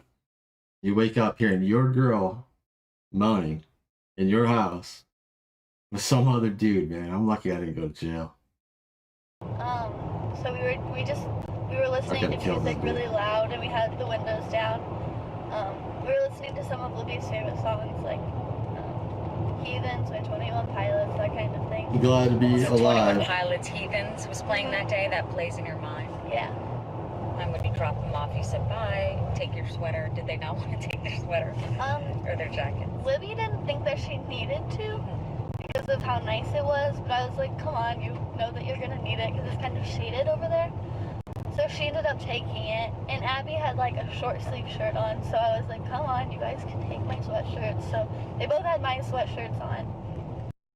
I do know that the last things that I said to her, she was standing in the doorway of the office, and It's always bothered me about like the Patty situation that they talked about, like the banana pancakes in the morning, because I feel like that was like it's just a feeling, a personal feeling or a hunch, but like it's almost like a fact that was thrown in there to make it seem like that's really what happened that day. But maybe it is, you know, like it's harmless, but like to me, it's just always rubbed me the wrong way. I told her that she needed to take a jacket just in case it got chilly, and she said, "I don't need one. I don't need a jacket." And I said, "Libby, take a jacket." She said, "It's okay, Grandma." And she was standing there with that smile that she does. And I didn't say anything more. I said, "Well, if you get cold, you know." And that was my last. Her standing there smiling at me, telling me, "Grandma, it's okay." That sucks. So they That's sad. left here right around, give or take a couple minutes. They left here right around 1:30. What I do know is Kelsey had said that she was talking on the phone to her boyfriend when she dropped them off. And I looked at phone records, and it shows that she. I updated the background on the screen. So far tonight we've raised $10 for Carrie, and 116 now total. Thank you, True Seeker. I appreciate you. The call come in from her boyfriend at 1:38. So she was talking to her boyfriend at 1:38 when she dropped them off. That's when the phone call started. So I don't know how long she talked to him, and I don't know how many minutes it was to get there. But she dropped them off, and she watched them. She said she watched them until they got into the trailhead, and then she pulled on out and went on to her friend's house. So when Derek got done taking his pictures and The thing that bothers me about that is like, I hate to like question the family, but like, if Kelsey really did drop them off, like, wouldn't there be footage of her dropping them off? Like, the only footage they have is her like going past the bridge area on the way to her boyfriend's house, as far as I know. Just seems kind of odd. Frankfurt, he came back to pick Libby up. He come up 75 and came across the country roads to pick Libby up. Because it's the easy way. That's the way we always go that direction. That's just how you do here. So Amen to that, Christina. There's a bridge. It's called Wilson's Bridge. And he said as he was crossing that bridge, he called her. Again, we checked phone records, and it was at 3:11.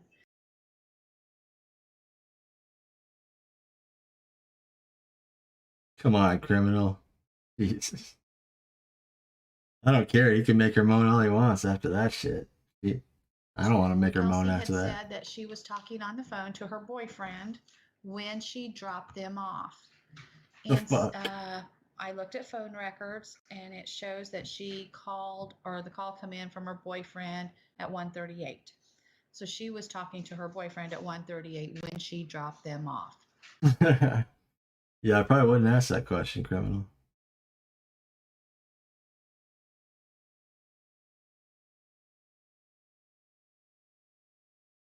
I don't really know a lot about Carrie's background and stuff. I mean, I don't ask either, but We had the music up really loud, and I will say that I've always found it extremely sus that Derek German's just been a ghost for like 7 years. we were like singing and just some normal things that we did in the car together. The drive from the Patty home to the trail entrance, where Kelsey dropped the girls, takes travelers along 4 to 5 miles of flat, straight country roads through scenic farmland and fields. The trip took only about 10 minutes. While in the car, the girls turned up the radio and sang along with the music until at 1:36, Kelsey received a call on her cell phone from her boyfriend, Chase. I do, Charlie. I really haven't worked on music for like several months at this point because my apartment got flooded twice in 11 months from the hurricanes here in Florida. It would have been 3 times in 13 months if I like went back there. So right now I'm staying at my mom's and just kind of trying to save money and figure out where I want to go next. So I do collaborations quite a bit, actually. Assured him that as soon as she dropped her sister and her friend, she would be on her way to his place. She was still on the phone with him when Libby and Abby got out of the car at the small parking lot at the trailhead at the Mary I. Gerard Nature Preserve on West County Road 300 North. After she loaned the girls sweatshirts to wear, Kelsey estimates that the girls hopped up. I was about to say, criminal. I actually believe that he stopped using meth. And like, for those of you that don't know, like, I'm a meth addict in recovery. Like, that was my issue too, with my ex-girlfriend that introduced me to it. So I know all about like certain things with that drug. And that definitely explains why he blew up weight-wise. You too, man. But at the same time, like, is any of that weight related to like stress and guilt? I've always wondered if like there was a methamphetamine like angle or like motive in this case. It was like cartel related. I don't know, man. Wildest crime I've ever heard of, man, in this case. Out of the car at the Monon High Bridge Trail at 1:38 or 1:39 p.m.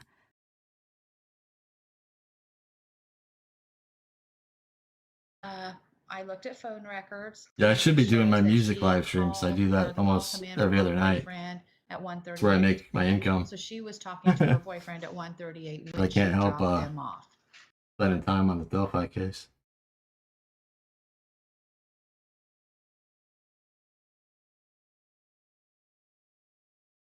Do 10 minutes matter? I mean, I do know that, there's been like the rumors of Derek German being an informant. And he has been arrested for several methamphetamine and methamphetamine manufacturing related charges. And like one time after he got arrested, like a month later, Bobby Joe Burris got arrested for a lot of meth related charges. So it makes you wonder. But I really don't think that that's like that's it. Personally. But speaking of methamphetamine, let's check this one out. Delphi, methamphetamine and pornography addiction. Right up my alley. True crime. Something in there I need. And what would that be? I'm getting those tricks out of that house. Oh, your first attempt being such a wild success. You may know this whole PI sit in the car business, but I know meth heads.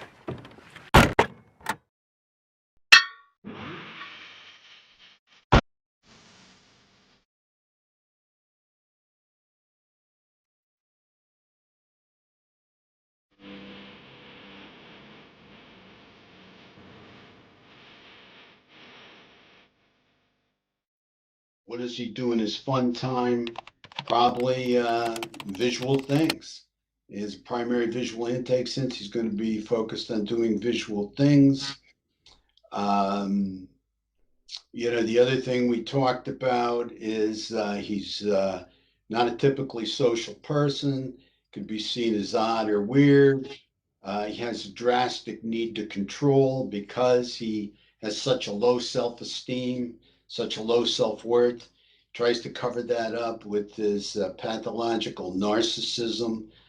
So by being the guy, the man in control. I believe too. I'm sorry to hear that, Heather, about your friend's grandson. Violent porno. I mean, it's all over the internet. Violent porno is. In 2005, Dr. Eric Nestler wrote a landmark paper describing all addiction as a dysfunction of the mesolimbic reward centers of the brain. Addiction occurs when pathways are hijacked by exogenous drugs or by natural processes. I mean, I have always thought, like, in the back of my mind that, like what would explain one of these girls' fathers who went there to pick them up to literally just disappear and be a ghost and let his other daughter and his like mom and her husband basically be the spokespeople for their family,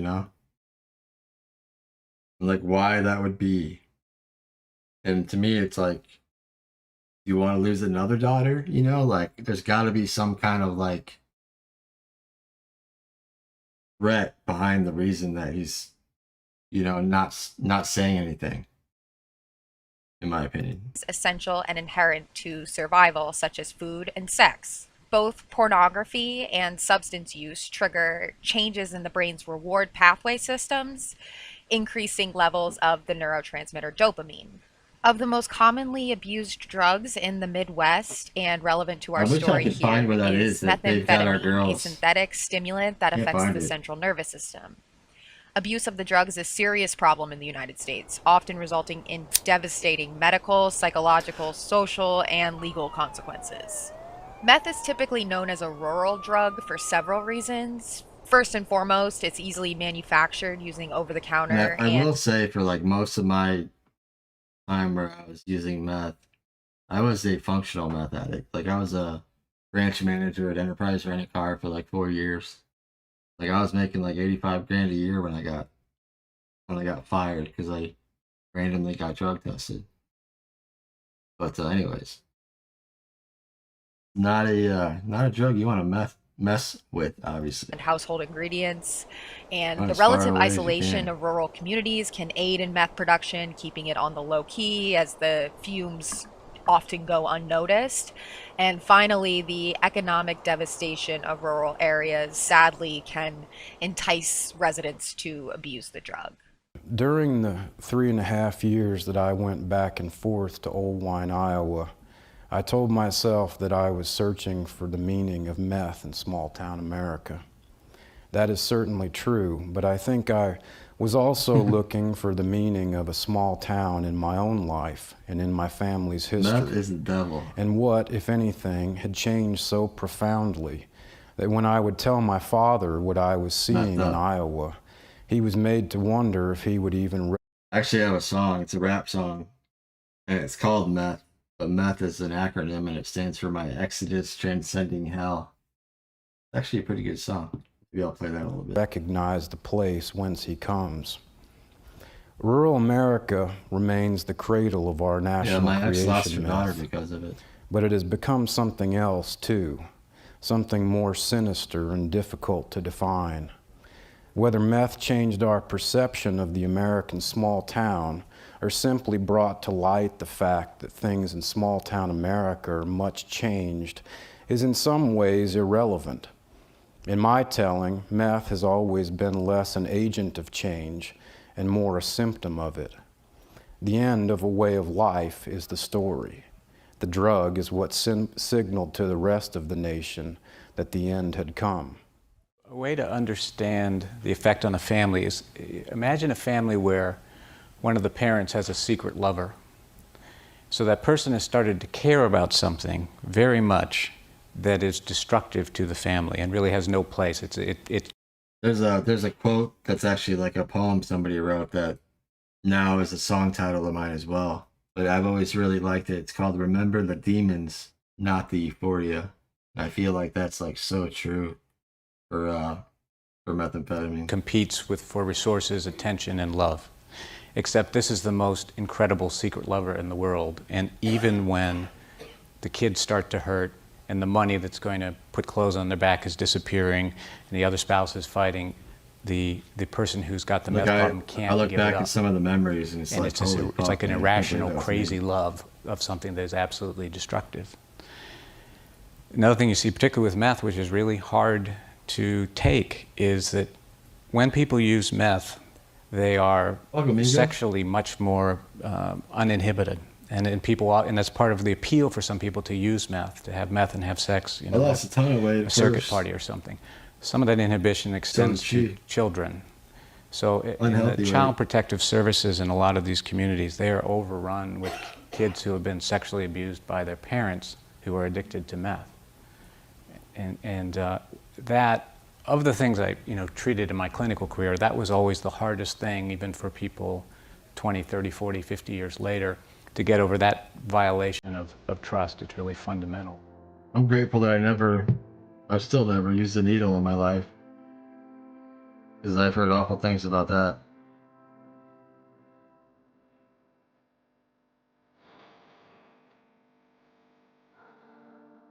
What do you guys think about Cody Patty? It's kind of weird. It rubbed me the wrong way about the Cody Patty, like, whatever this conversation was about wanting to hook up with a 14-year-old or something.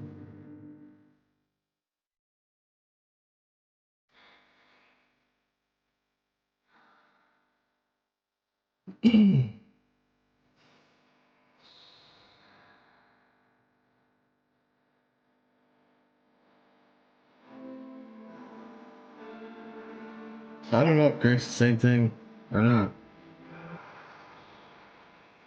Possibly.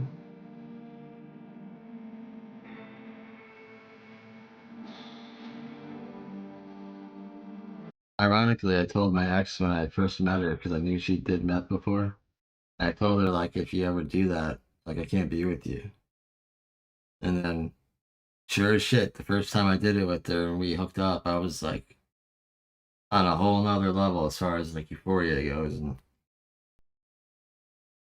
bad choice of words, but it was all downhill from there, you know.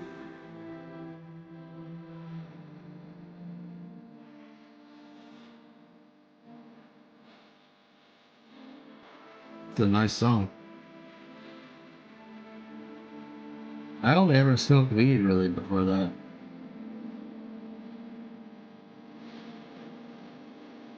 God.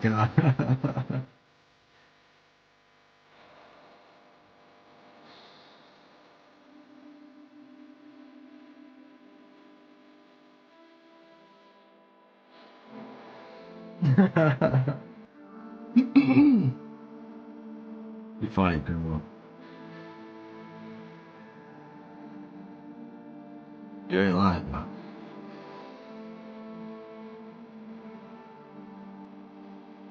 I don't know how anybody can murder 2 little girls.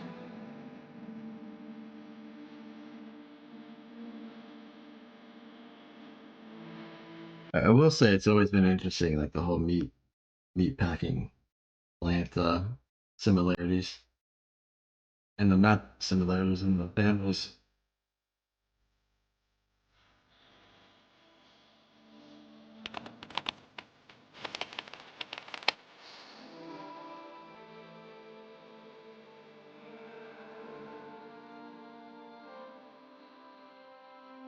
The thing that probably surprised me is that I started out looking at it like everybody else, which is, this would be 6 years ago, I guess, isn't it crazy that you can make this drug in your sink? I will say, not to like get into it, but like for me, like the sex on the meth with my ex, like I didn't sleep around or anything. Like a normal person, like if you were being touched or something, it felt like, times like 50 or like times 100. Like, cause you're high obviously, and like it messes with your endorphins or your dopamine or whatever. So it's like everything feels that much better, and you get addicted to that. That's my experience. Not a good thing to do. Stay away from it. Until I got into doing the reporting of this book, which took 4 years. I never put it into any social or economic or political context. It happened to you. I said. And as I began to think of it that way, it became increasingly surprising to me that I had never done it, that I had never looked at that, but that nobody else seemed to be either. Like I actually have like a documentary that's not public, and it probably never will be.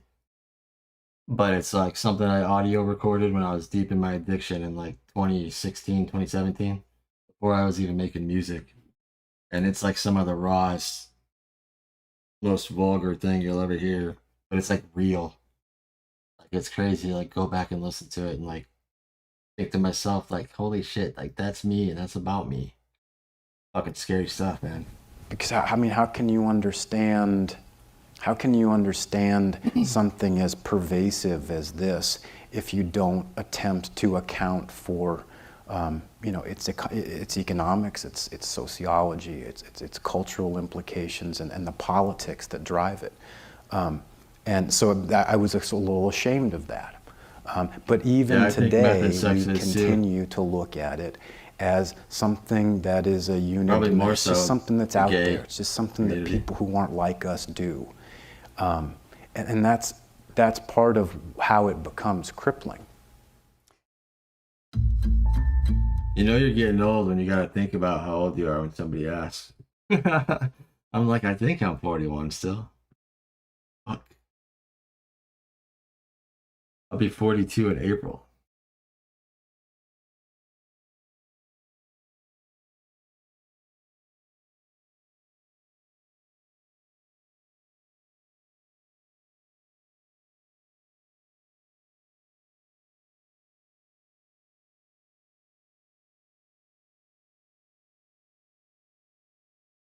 This one's called Who is Richard Matthew Allen? From the Inquisitor True Crime. Might play one of my songs after this just for fun. I never had seen that photo, Richard.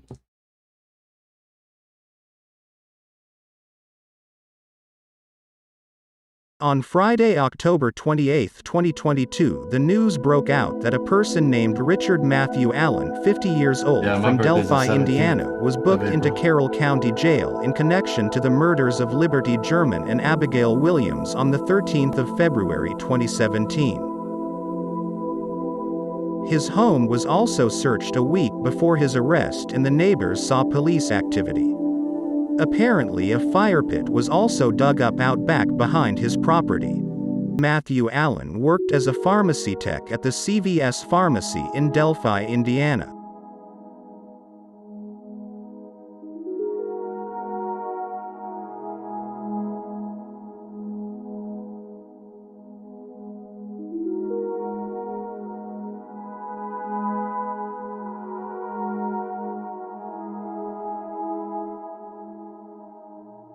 Rob and Judy, this arrest not only bringing relief to this community, but shock, as many people who live here tell me that the suspect is actually a local working here in Delphi for years.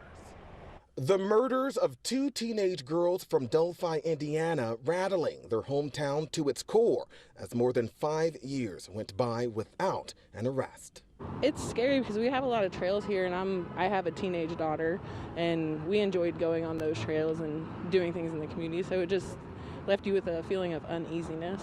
Now some relief, as sources tell WRTV, our ABC affiliate in Indianapolis, that an arrest has been made in the... I think I'm leaning towards moving back to Arizona. I just don't know yet. I really can't make that big of a decision until I have the money to do it, you know? Investigation into the murders of Abby Williams and Libby German. The teens' I also bodies don't were found near a feeling hiking like a trail burden in at my February mom's, of you know? 2017. The name Not of the person ideal. arrested has not been confirmed, but sources say that the suspect appeared in court this morning. Heather Starkis says she knows the suspect. She described the person arrested as a local who worked at a Delphi pharmacy store for years. She had this to say about the suspect. The person that they're accusing has children of their own, so how would you feel if something like this were to happen to your children?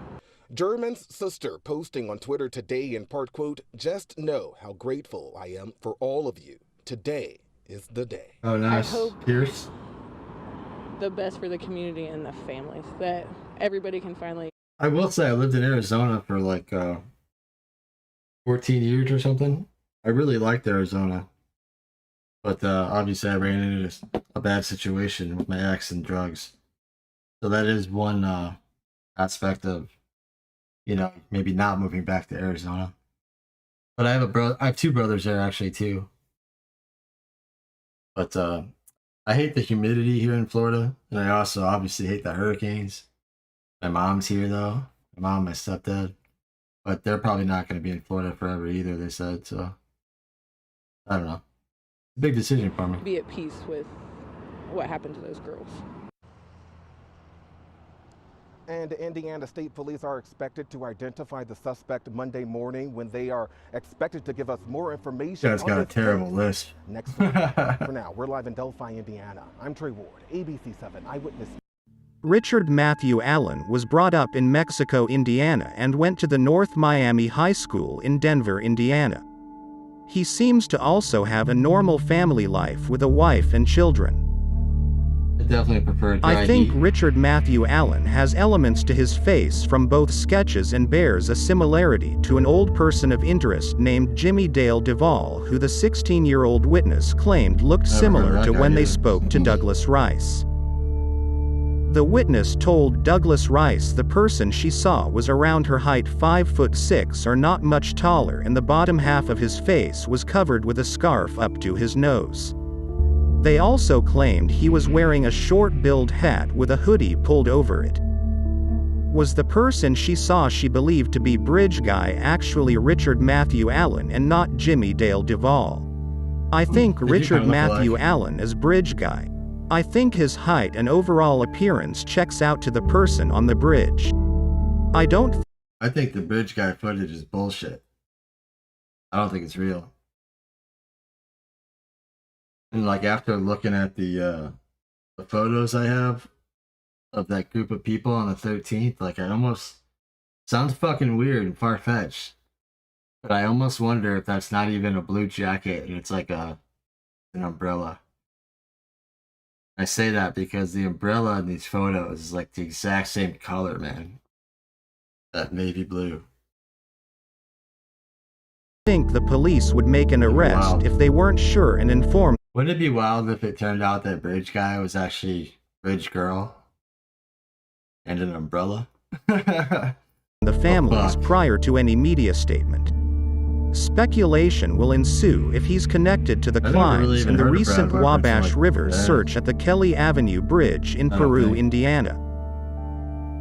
Indiana State Police Superintendent Doug Carter told Barbara McDonald on Friday, "The good news, we've made progress. The bad news, we can't tell you about it." Doug Carter is supposed to be attending the press conference on Monday when the big announcement will be made.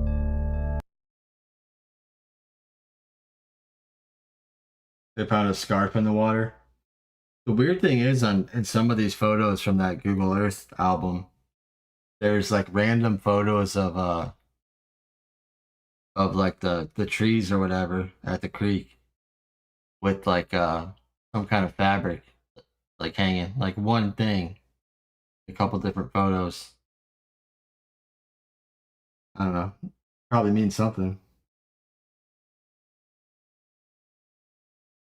I really do think there's a lot of people involved, which is messed up. Because like any normal person, you know, it would seem like outrageous that a bunch of people could be involved in something so heinous. But like, it's happened many times in our history. There's fucking cults. Weird people, man. There's people in real life like that Ozark show. Crazy shit.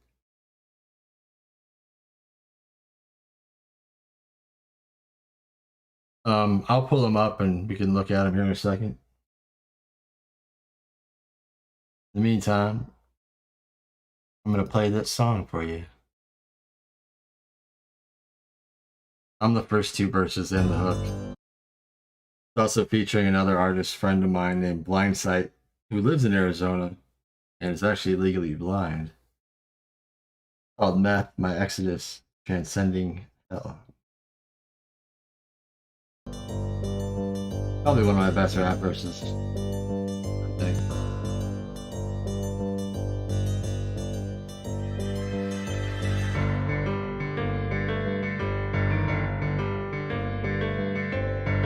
This is a real song and vulgar, just heads up. Tired of living undercover while the world thinks I'm sober. Further from the truth, hypocrisy's the spell I'm under. I'm sick of my secrets, depending on a drug to function. Smoking gasoline, I'm burning out, left with nothing. I rarely ever go outside when I'm high. It's all the time, I just lie, barely getting by, pretend I'm fine. Only friends I got in real life are the use a deal dope. I'm still hoping that my legacy ain't been defined. I haven't been intimate in a minute, definitely not winning it. Looking for women, they getting scared about the way that I'm sinning. They see the way that I'm grinning, so menacing. Sex is my medicine when I'm freaking the bed again. Fucking 24/7, we energetic in heaven, letting everything out. It's not like a sedative, ran her mouth like a relative. Time becoming irrelevant, waking up feeling dead again. Where's my devilish friend? This is my exodus, traveling through time to find the day that I rise. I'm done looking behind. This is my exodus. Only the strong survive to break the chains that bind, regain control of my life. This is my exodus, flames burning inside, reveal the way that I hide. All the days that I cried. This is my exodus, the ending of addiction to methamphetamine. Forever bring out the dead in me. 1, 2, 8, 2, 1, one day or day one. Running 7 long years, failed to get the job done. Not gonna lie, I'm fucking scared out of my mind. It's time I man the fuck up, or I'll be looking death right in the eye. Swallow my pride, gotta give it everything that I got. Stop, drop, shut it down before I end up in the ground. Like XP, Juice Mac, and Extant Sean. I'm trying to move on, that's why I keep on writing my wrong. I'm ready for this, so fucking ready for this. My life has been a fucking mess, I ain't gonna fucking die like the rest. Put an S on my chest, that ain't no Superman rep. It's a serenity flex, representing what's next. As far as the facts, ain't gon' fuck with that. I'm getting chemicals out of my body. Fucking shoddy Fachi, sticks my shadow, boxing freedom. Ain't nothing robbing, won't end up in a coffin. From a little coffin, so often walking the line that you're crossing. This is my exodus, traveling through time to find the day that I rise. I'm done looking behind. This is my exodus, only the strong survive to break the chains that bind, regain control of my life. This is my exodus, flames burning inside, reveal the way that I hide. All the days that I cried. This is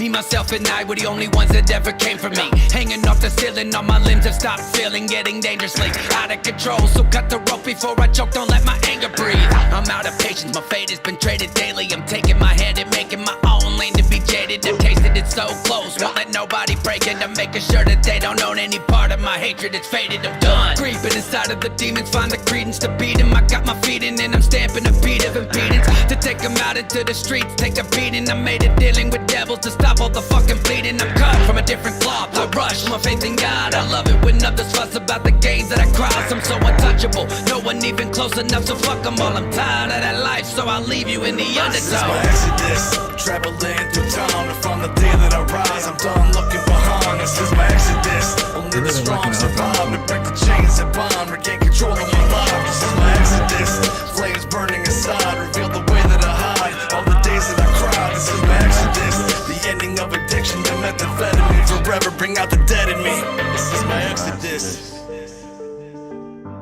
I have a lot of songs that are addiction related. Not so much anymore, but a lot of my older ones.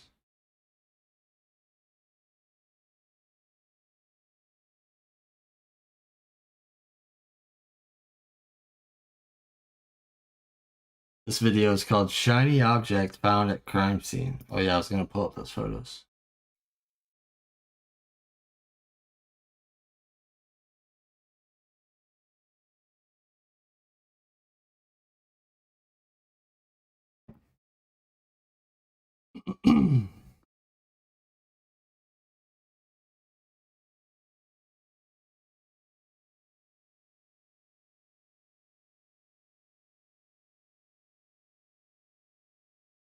Like there's this one.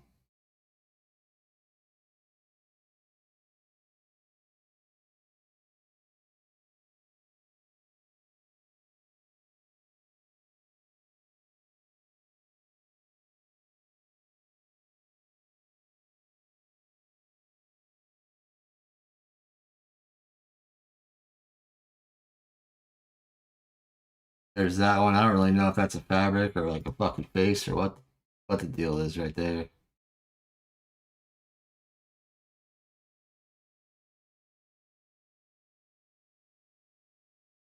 It is kind of odd that several photos from this group of 44 have just photos of shit in the trees. Like, I don't know what the fuck that is. I'm telling you, there's stuff hidden in all of these photos. If it ever comes out that I'm right, I'm gonna be like, hold everybody, and y'all told me I was nuts. Probably am a little nuts, but this shit's weird.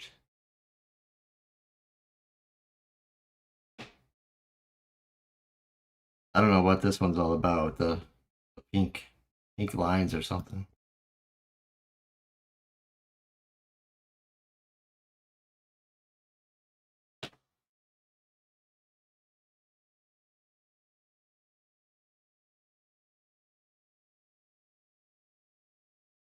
But there's the other one, blown up, like.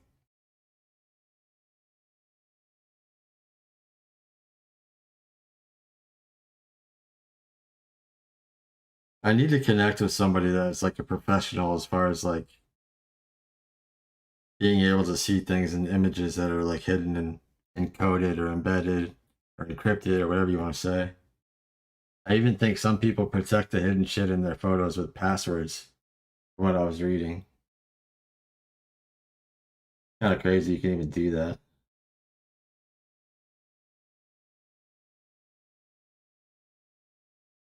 Yeah, anyways.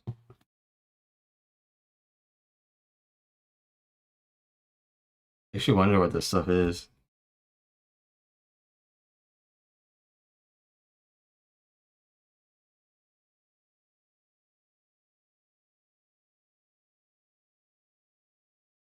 It's like you would think that they're taking a picture of it for a reason. All these photos are like so fucking demonic though. Like, I swear to God, they all show like the crime scene and stuff in these photos. It's just like under a few layers or masking or something. Very dark shit.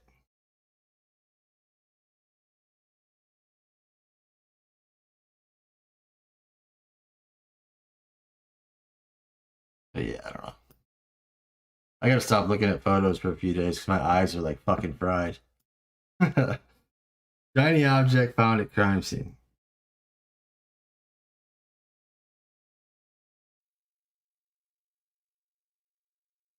Interesting.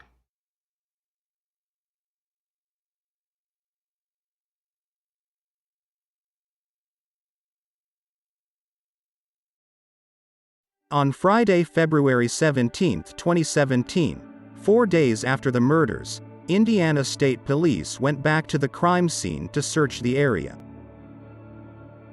WTHR reporter David McAnally reported the police were racing back to the crime scene around 5:55 p.m. that day on Friday, February 17th. I'm David McAnally in Delphi because state police came at a pretty good clip pulling back into the cemetery where part of this investigation into the missing girls has continued this week. So at least 3 or 4 state police units back there. Scanner audio was released for that day. On Monday, February 27, 2017, Indiana State Police went back to the Monon High Bridge Trail. Police are showing they're still actively investigating the murders in Delphi, nearly 3 weeks after someone killed teenagers Libby German and Abby Williams. Eyewitness News reporter Rich Van Wyk discovered that investigators went back to the crime scene to look for more evidence. The investigation is a monumental process of elimination. Detectives believe the more people they eliminate as potential suspects, the closer they're getting to finding a killer. Once again, police returned to the scene of the crime. In the 18 days since the girls were found murdered here, investigators have interviewed 1,000 people, half of them because of tips from the public. Going out and speaking with people and marking them off the list as suspects is what's been occurring. But by doing that, we're focusing in on the people who committed this murder here in Delphi, Indiana. The small community continues to rally behind the effort to find those responsible for killing 2 of its favorite daughters, Libby German and Abby Williams. Posters with their pictures are everywhere. Although the crime has made local and national headlines for weeks, Misty Rankin grabbed a fistful of flyers to hand out at a weekend horse meet, just in case someone somehow missed the news. People come from all different states and different counties and things like that, and we're just trying to make sure that everybody gets them. The plan to light up Delphi until the killer or killers are caught sold out the initial shipment of 500 bulbs in just 24 hours, a commitment that's impressed even veteran cops. I'm not surprised by the outpouring of emotion in this area, but it is above and beyond anything I've seen in my 18 years of law enforcement. Organizers tell me that on average, people are paying $5 for each one of these orange light bulbs. Profits will be divided among the victim's family. 500 more bulbs are on the way. A woman talked about finding evidence on Facebook almost 2 weeks later on March 15, 2017, which aligns to the crime scene search on the 27th of February 2017. She mentioned she had found an object and it was covered in blood. She claimed she had given over her DNA and was questioned over it. Sergeant Tony Slocum was asked about it and claimed the incident was not even remotely true. Maybe to protect the information in regards to the investigation, perhaps, or the evidence was not connected to the crime after finding out from an examination. The woman swore it happened and she had a detective's card which she showed and showed the picture of the object she found. There was apparently blood on something shiny according to the poster who communicated with her.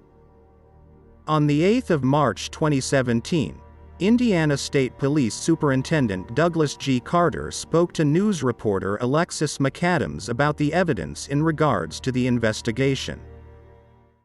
Right now in Delphi, the FBI is putting together a suspect profile to help identify the killer of those 2 girls you just saw. They hope that profile will help police bring Libby German and Abby Williams' killer to justice. Thanks for joining us tonight live at 5. I'm Dan Spieler. And I'm Fanchen Stinger. It is the big story right now. We are also learning more about key evidence found at the crime scene. Fox 59's Alexis McAdams has been covering this case from the start, and she's live with more tonight on what we're learning now. Alexis? Dan Fanchen, that's right. This is all new and exclusive information that we're bringing to you right now. We just talked with the superintendent, Doug Carter of Indiana State Police. He tells us he's confident they're getting much closer to finding Abby and Libby's killer. And investigators are still working around the clock tonight, but we just learned from the superintendent that they have recovered a very important piece of evidence from the crime scene that is linked to the killer. That's the first time we're hearing any of the information about what was found at the crime scene. And also, this is an active and ongoing investigation, but with that key evidence and a suspect profile, police tell us they're getting closer every day to that killer, and they want him to know that. Right now, they're still going after him with the mindset that he could very well be a local. Now, the FBI profile that is in the works right now will give police a better idea of who exactly they are looking for, because they do have that voice and they do have that grainy photo, but this looks at behavioral aspects of that person. So behavioral analysts from the FBI can identify certain personality traits, behavioral traits, and lifestyle things that the suspect would have. All of that information then gives police clues to what kind of things they can be looking for when they're serving those search warrants here in Carroll County and around central Indiana.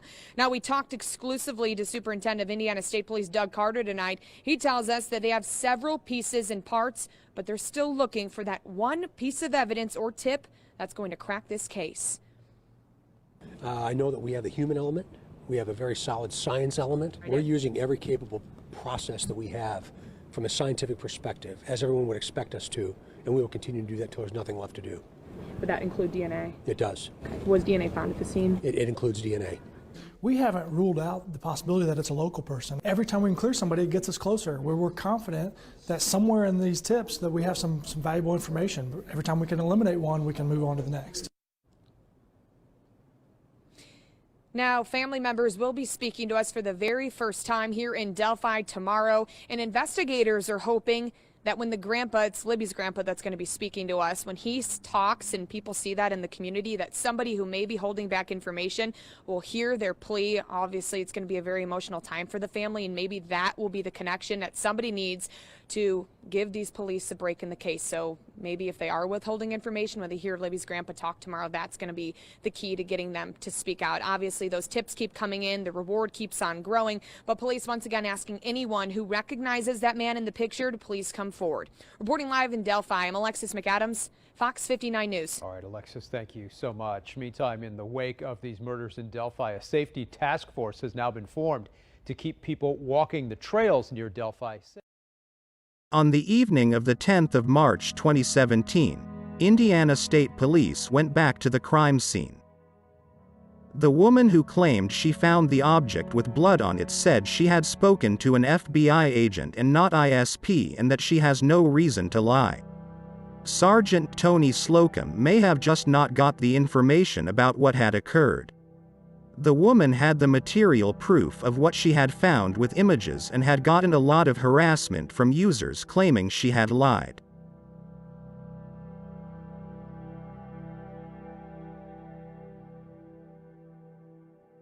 It's speculated that maybe the item was the bullet, have just not got the information about what had occurred. The woman had the material proof of what she had found with images and had gotten a lot of harassment from users claiming she had lied.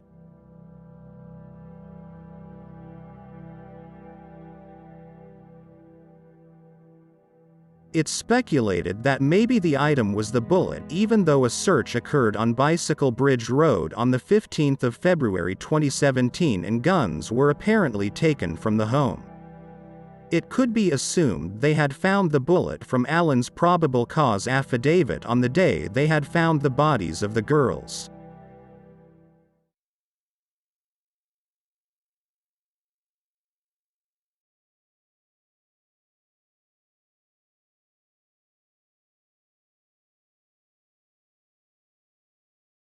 Who would ever thought I'd ever slept for an ex-wife? Shit. Blew my fucking mind. Anyways, I triumphed. Yep. I wrote a song about it. You wanna hear it? Here it goes. dear Alicia. You had the looks of a school teacher, I was wrong. Now I wish I never had to meet your dirty trick. Oh, hey, you love to suck dick pretty thick before you started smoking that shit. So understand me, girl, I can tell you hate me, but you love me. Pretty on the outside, but on the inside you ugly. The things you did are gonna come back to haunt you. Hunt you down and realize nobody wants you. Talk of the town, you tramp, thought it wasn't. Cause now I'm fucking top notches by the dozen. It's time for you to see how nasty I get.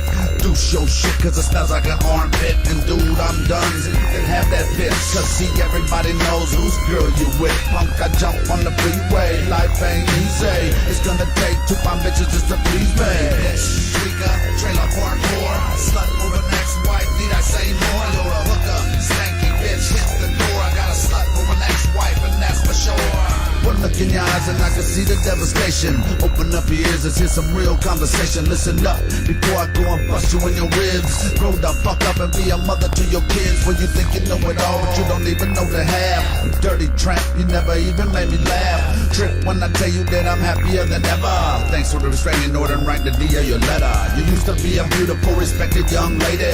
Threw it all away and now you're done, gone crazy. You went down the wrong road and hit a dead end. And just so you know, I fucked your best friend, Alicia.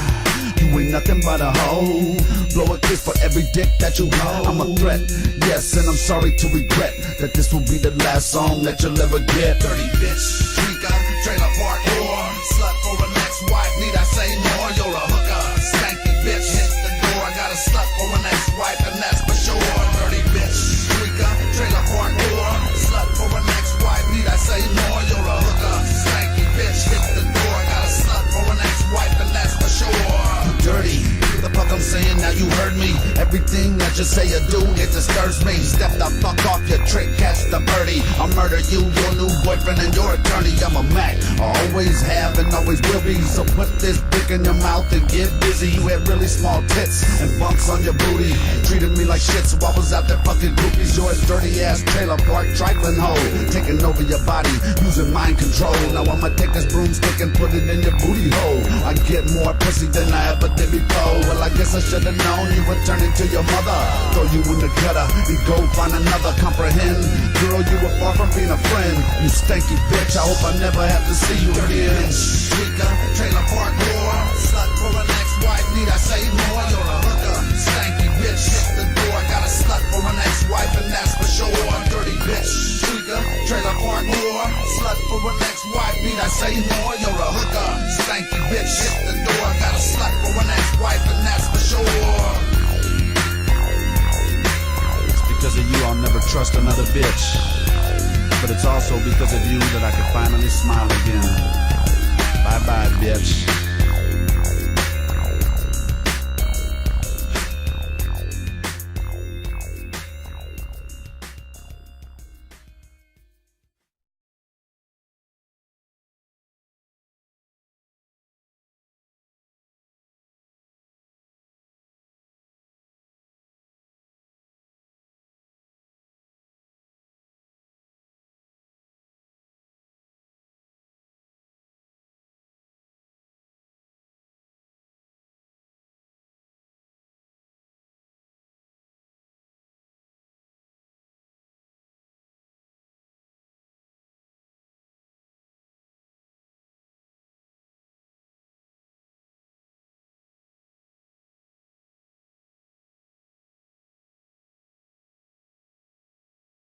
My heart aches and pain like a fucking misery. 5 years together, erasing memories. I'm sick of all the fucked up lies, fake apologies. When you're lonely, I no longer be the man you need. Drag me deep through the mud, dirt all up on my knees. Go ahead and have your fun, stop fucking calling me. I feel the beat up in my chest, cardiac arrest. No longer focused on your sex, keep my dick a rest. I don't love you anymore, I'm telling you in depth. Think your shit don't stink? I smelled your morning breath. You said you want someone established, not a fixer-upper. But you're the Debbie Downer who got me addicted to an upper. When we met, don't forget I had my shit together. You used to tell me things like you were keeping me forever. When you're in love, you're supposed to make it through the weather. You kick me out in the rain and give me no umbrella. Toxic relation, codependent creation, consummated and cremated any type of reincarnation. We didn't make it. Gotta let you know, it's time to let me go.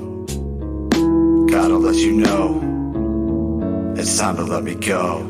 I know you and I know what you're thinking. Probably up late and had too much to drink again. Thinking about picking up the phone and calling, hoping I answer, come running to resurrect the fallen. I'm recording this sitting in my hotel, cause last night you were giving up your hotel. I passed out upstairs in the bedroom, woke up to morning you were getting fucked in another room. I'm still in shock but not surprised by your audacity. It's not the first time you slept with someone that wasn't me. Can't help but laugh at you calling me your best friend. I'll be remembering visions of you and walking in case I haven't got my point across, I'ma try again. I don't want you blowing up my phone with messaging. You'll say you're sorry and you know you're really fucked up, but you're a repeat offender, I finally had enough.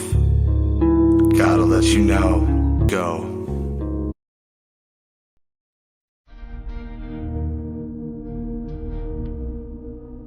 You knew you'd be the death of me.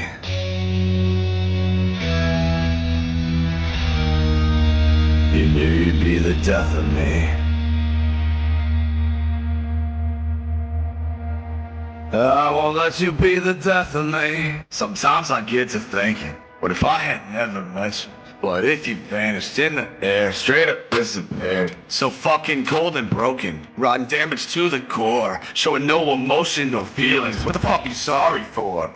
Scars all up on my body, making up my fucking mind. Split your chest open wide to dispose the dead inside. No longer bringing me down, leaving me worried, scared. I'ma keep going after my dream, kinda like King Martin shared.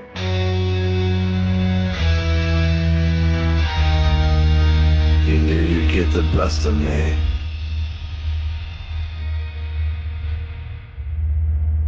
You knew you'd get the best of me. I gave you the fucking best of me. I must admit this feels crazy, ready to keep moving on.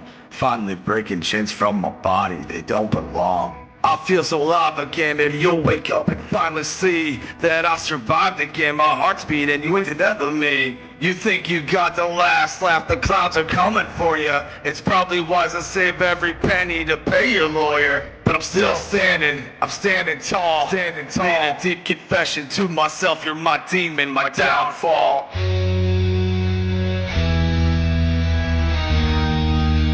You know you shouldn't have messed with me.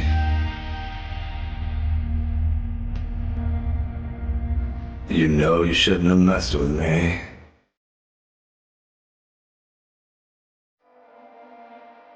I'll kill you literally. Constantly reminded of the fact we failed. I should have learned my lesson, spending 2 months in jail. I'll plot my own demise, falling for you was full surprise. Don't wanna end up fucking dead or institutionalized. You'll get what's coming to you, I heard that karma's a bitch. All my wounds will heal, laying low with no stitch. Was once a broken soul, forgot what it felt like to live. Gonna ask the man upstairs for forgiveness, you won't forgive.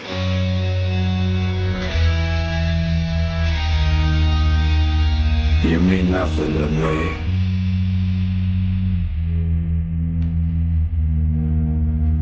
You're fucking dead to me.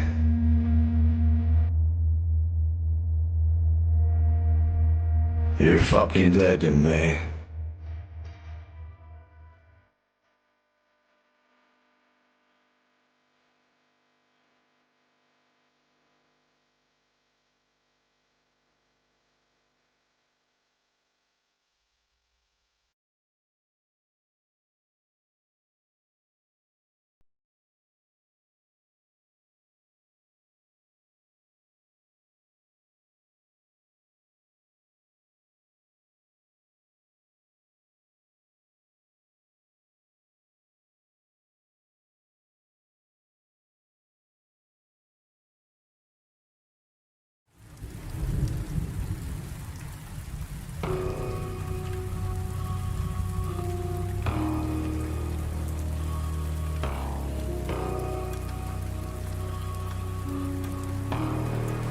Trying to give me no apologies. Don't be trying to give me no apologies.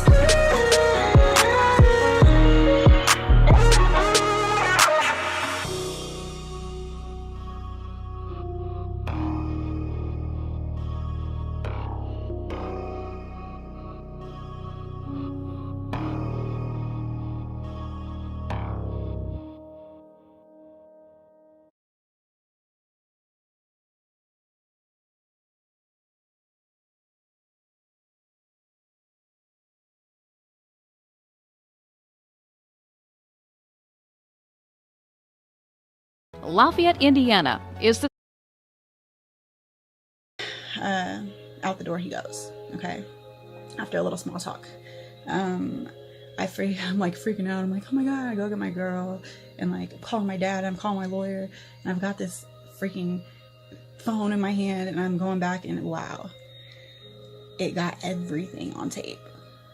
Like, and it was crazy because like this phone is a piece of shit, and it was all the way across the room, and it was exactly dead on. And that was the beginning of a lot of bullshit.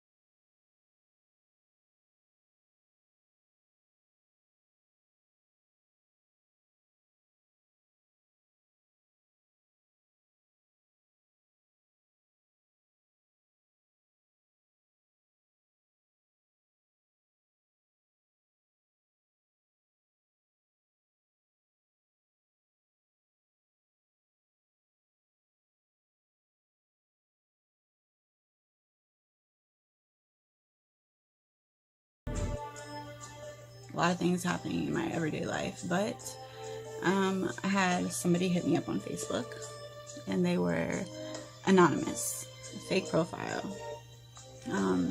very adamant.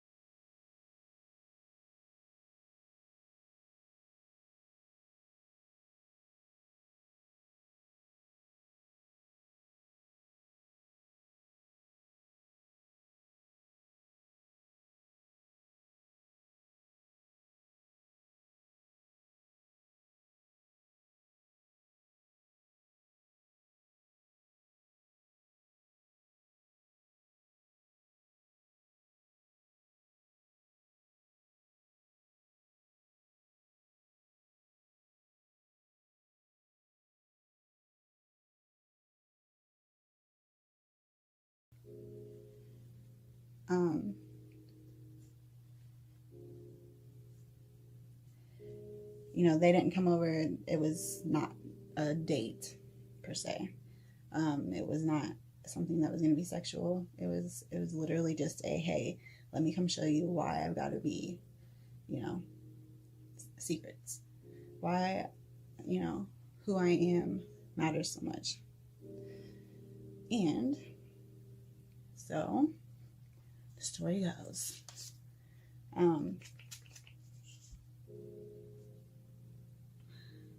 he came over. My girl, she stayed in the other room, you know. But I had just gotten robbed a couple times right before this, like really badly robbed, like everything type thing taken from me, and violent situations and all kinds of stuff. So of course I'm, you know, my little feelers are out, and I'm wondering what's about to happen. And I had called my attorney and my father actually for advice before I let him come over. Now, mind you, that he was not that far away from my house. Like, Lafayette is not that big, and you know, going to Starbucks and getting over there was not going to take that much time. So I'm on the phone with both of them, and they both advised me, hey, go ahead and set a camera up. You know, it's not enough, nothing sexual is supposed to happen, and you know, so it's not like I'm recording some of that. But you know, they were like, in case it was like a setup, or in case a setup either way, the law, or just, you know. Okay, sorry, my shit ran out of memory. Okay, so like I said, didn't have that much time before he was gonna be over there, and so I had this piece of shit phone, and it was like my gangster phone. Like, anything could happen to this phone and it was not gonna break. I'd had it forever. And I set it up real fast, like I turned it on, and like there was a couch and some shit on it, I'm sure. And I went over there, and I'm trying to hurry up because he should be pulling up any second, and I'm like pushing it up on her stuff and trying to hide this thing somehow. I don't know how the fuck to do it. Like, I ended up getting it to sit up straight, and like I was happy that I couldn't see it, and I had no idea if it was looking at anything or if it was even recording anymore, because I had messed with it so much. But I tried, you know, so it's up there. Not too long after that, you know, I was like at the window, in my bedroom window, actually looking out to see if he was there, and she was like, yeah, he's here. It's a white guy in a big red truck. And so I'm wearing like pajamas.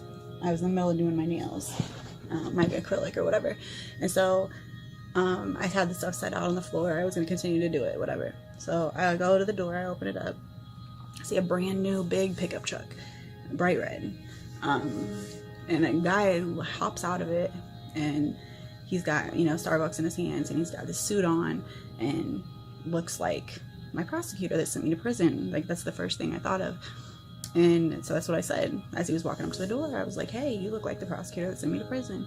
And he was like, he laughed, like a good down the stomach laugh, and he handed me one of the drinks, and he came in. I shut the door, and he's like, you know, but I do know you from then. He said, I've been watching you since 2008 when you caught your case. That was 2016. That's 8 fucking years. This is normal in this line of work and stuff. People do watch you for a long time. Sometimes don't ever have contact with you, or when they do, like, they let you know, it's been this many years or this many years. And it's a little bit different for normal, you know, fans and admirers and things like that to do it than it is for somebody like this. Something was just off about it. It's like, why have you watched me for that long? He said he was a lawyer. He said that it didn't matter what kind of a lawyer he was. He didn't want to tell me. He didn't want to tell me his name. Just that he knew me, and that everybody used to talk about me in that circle back in 2008. And so I'm sitting there, and I'm listening to this guy, and I'm down there doing my nails, and he's up, you know, on the couch, and he still doesn't want to tell me who he is. And he tells me actually that he wants me to get so comfortable with him that it doesn't matter to me who he is. And I was like, you know, dude, like, sorry, but I'm very nosy, and like, it's not fair that you know everything about me and I don't know shit about you. I was like, so I will look until my little looker is broke, and I will look online and I will find you. I was like, it'll probably just take me a fucking, I think I said like, I don't know, 2 hours, 2 days, something like that.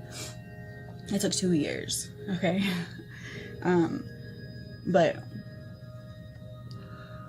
he was very fake. Everything about him was fake to me. The way he talked, the things he said, red flags, but confusing ones, because I'm like, what the fuck is this about? Still didn't know if I was getting set up, still didn't know really much of anything, except that this guy knows everything about me. He was like, you know, you're a rock star, and we're gonna be best pals, and like, that's the kind of shit he's saying. And I'm just like, dude, whatever, like, I'll amuse you. You know, it comes to a point where he takes his jacket off and he gets comfortable, you know. He even asks if he can come sit by me on the floor and help me do my nails. And I was like, sure. No, don't come over here, because I've got this camera sitting over here, and if you sit on it, I don't know, you know, what's gonna happen. So I was like, I'll come over there. So I pick myself up and I go over to that couch and I sit on the very other end of it than him. And we're talking, and you know, he gets closer and closer, and he's edging in, and he starts like touching me, my hair, things like that, and I'm very uncomfortable. You can tell I'm very uncomfortable. I'm sitting there and just trying to do my nails, but you know, in this line of work, you've got to know how to not make him feel like you're uncomfortable. So even if somebody's looking in at the situation and they can tell I'm uncomfortable, he won't know that, because I've got his attention on something completely else.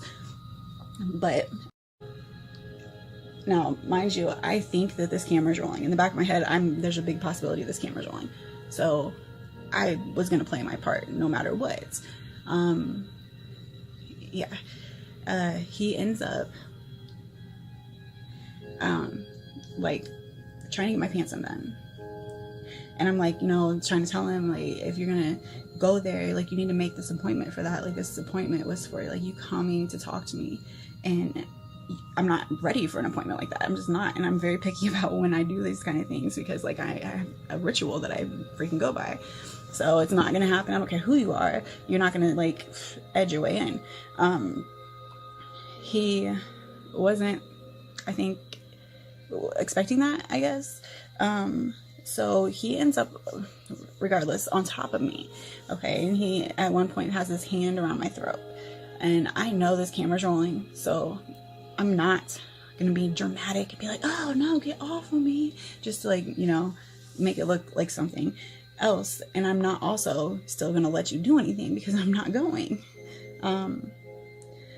So it ends up, he's like on me for 15 minutes. Ridiculous amount of time. I didn't even realize it was that long. And when he gets up, he's like apologizing for being so, you know, forward and aggressive. And I'm sure it's okay. He just needs to get a hold of me for an appointment and blah, blah, blah. So he tries to give me some money. I didn't take it. I told him he didn't owe me anything. He then, you know, tells me that we're going to meet the next day, and I'm agreeing. And out the door he goes, okay? After a little small talk. I'm like freaking out. I'm like, oh my God, I go get my girl, and like, I'm calling my dad, I'm calling my lawyer, and I've got this freaking phone in my hand, and I'm going back, and wow, it got everything on tape.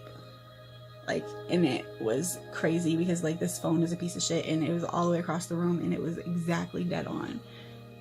And that was the beginning of a lot of bullshit.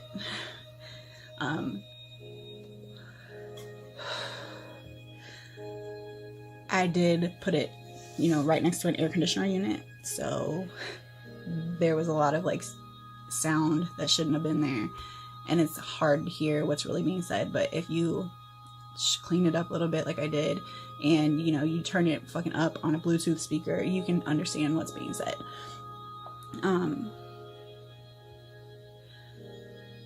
I started looking for him. I sent the freaking video to my lawyer because I'm like, if he's the lawyer, he's the lawyer. They're in Lafayette, they know each other.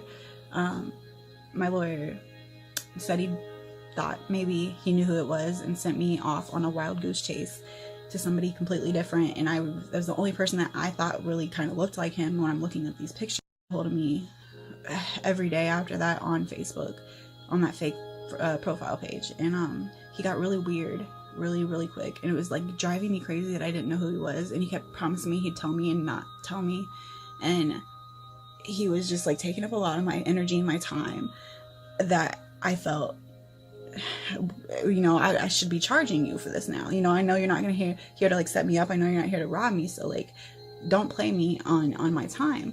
And why are you getting weird on me? Why are you, you know, when I'm saying this, you're like, oh, don't do these things. Well, you're better than that. Like, I will always care about you, and I'll always, you know, this and that, and like I'm gonna be with you, and you would never want to marry me. And like, what the fuck are you talking about? First of all. Second of all, like, you're the one just trying to hand me money for being on top of me and doing some stupid shit. So don't go there with me. And he was just, it was like a head game, some kind of a head game. I don't know what kind of a game it was, but it was not funny to me, and I wasn't winning. So I ended up, like, I was very rude to him all the time. Like, I've still got all of my Facebook, you know, archive that you can pull up from the past years. Like, and I went back and I listened to all this, like my voice things that I sent to him and the things that I said. I mean, I was just fucking ruthless, and he was just pathetic and annoying and like confusing, and it was halfway making me go fucking crazy. Because I have a lot of other stuff going on in my life at this point, and at every point. And so it's like, I don't need the extra, you know, mysteries. Like, I don't need the extra movies and stories. I just don't need it. So comes a point, you know, he's telling me that he starts seeing this girl, and he's married, mind you. He's married. Because he's always like, oh, you know, the missus might find out this, and the missus might find out that. So he was worried about it at first. But after a while, he ends up seeing this girl. He said that reminds him of me, a bad girl that I would really like. Yeah, whatever. But he ends up, you know, I'm going throughout my life, like whatever, like it was going, and I'm getting ready to actually go out of state and move out of state for a business opportunity. And I was going to Texas. Well, he asked me right before I go, he was like, I got a proposition for you. And I'm like, what? And he was like, I want you to seduce this Mexican drug lord. He's like, I'll give you $5,000 for it. He said the girl I was seeing left me and went back to her boyfriend, which was this guy. He was like, I need you to go seduce him and make her know that you're doing this, and make her know that he went, and so she leaves him and comes back to me. He was like, you know, she's got kids that she needs to be here with and all this stuff. And I'm like, I don't give a fuck about any of that, first of all. Second of all, like, I don't even know who you are. So I told him, I'm like, dude, like $5,000 is nothing to me. I was like, I can get that in a matter of seconds if I need it. I was like, so you can take your I don't want to tell you who the fuck I am ass and get the fuck on somewhere. Like, get out of my inbox. I'm so sick of talking to you. You know, you're driving me fucking crazy. If I'm not going to figure out who you are, like, stop talking to me. And so he, like, pretty much just pressed my last buttons between that and then, like, right when I got to Texas. And he was still at me. And I'm like, oh. So I take 6 minutes of that video and I, like, put it together. It's like this worst 6 minutes there was. And I hosted it on YouTube, but it was private, so only I had the link, whatever, nobody else could see it. And I sent him the link, and I don't remember exactly what, you know, I titled it and like the description of it was, but it was brilliant. And it was sent to him, and I told him, I was like, somehow this got recorded, and I need you to leave me alone. You know. And the next day I woke up and my entire YouTube channel was completely gone. Like, it got taken, shut down. They said I was not allowed to have it no more. Like, every video I had on there for my entire life type thing, it was gone. Like, I couldn't can never go back and get those things. No explanation as to why, and no responses on anything. So yeah, like my son, when he was young and all his stuff's on there, like there's some things on there that were like very, very meaningful that I was holding on to, and that's where I was holding on to it at. But besides that, yeah, so then I knew right then and there, I was like, he has a little bit of pull to be able to do that. So good thing I'm all the way in Texas, right? At this point, I've got, a few people that are in my life, not like my age, but people that are relevant in the community, things like this. And they're my friends, and those are the people I shared this video with, because I didn't give it to everybody. I didn't put it out there like that. But we had all been looking, my family, me, a few other people have been looking, like, who is this guy? Who is this guy? Like, searching all over the place. And so I had, people sending me things like, hey, does this guy look familiar? And I'm like, no. And I got back from a failed effort down there a few months later to Indiana. And a lot of other things ended up happening. Bam. I'll be bringing those up here in just a second on another video, because that's actually going to be some more things I'm putting out there for you guys to go ahead and have and look at. But he pretty much dissolved in the back of my mind. Like, sometimes people would bring me things, and I would wonder about it sometimes, but he was just a mystery. Well, last October, my lawyer from back then actually texted me, and he was like, I think I found your guy, and sent me a name. And I looked it up on Google, and damn, there he is. What the fuck? I was like, dude, I've looked for this dude for like so long, like I don't even know what to do with it now. Like, this is crazy. Like, that's him. And immediately in my head, I'm like, what the fuck? Like, my lawyer knew who this was the whole time. You cannot tell me for 1 second that you guys were a lawyer in Lafayette together and you didn't know who he was, and now you got his, why did you just give this to me? You've hid it from me the whole time. So I called my lawyer, and I was like, look, why did you hide this shit from me? Who is, like, what's going on? And he was like, look, like, we put him in office, because he was a judge now. He said, we put him in office, we gave him his job, basically because we thought he'd be a great judge. He was a great defense attorney. He said, but he lost his roots. He's not doing what he said. He's sending everybody to jail. We don't want him there no more.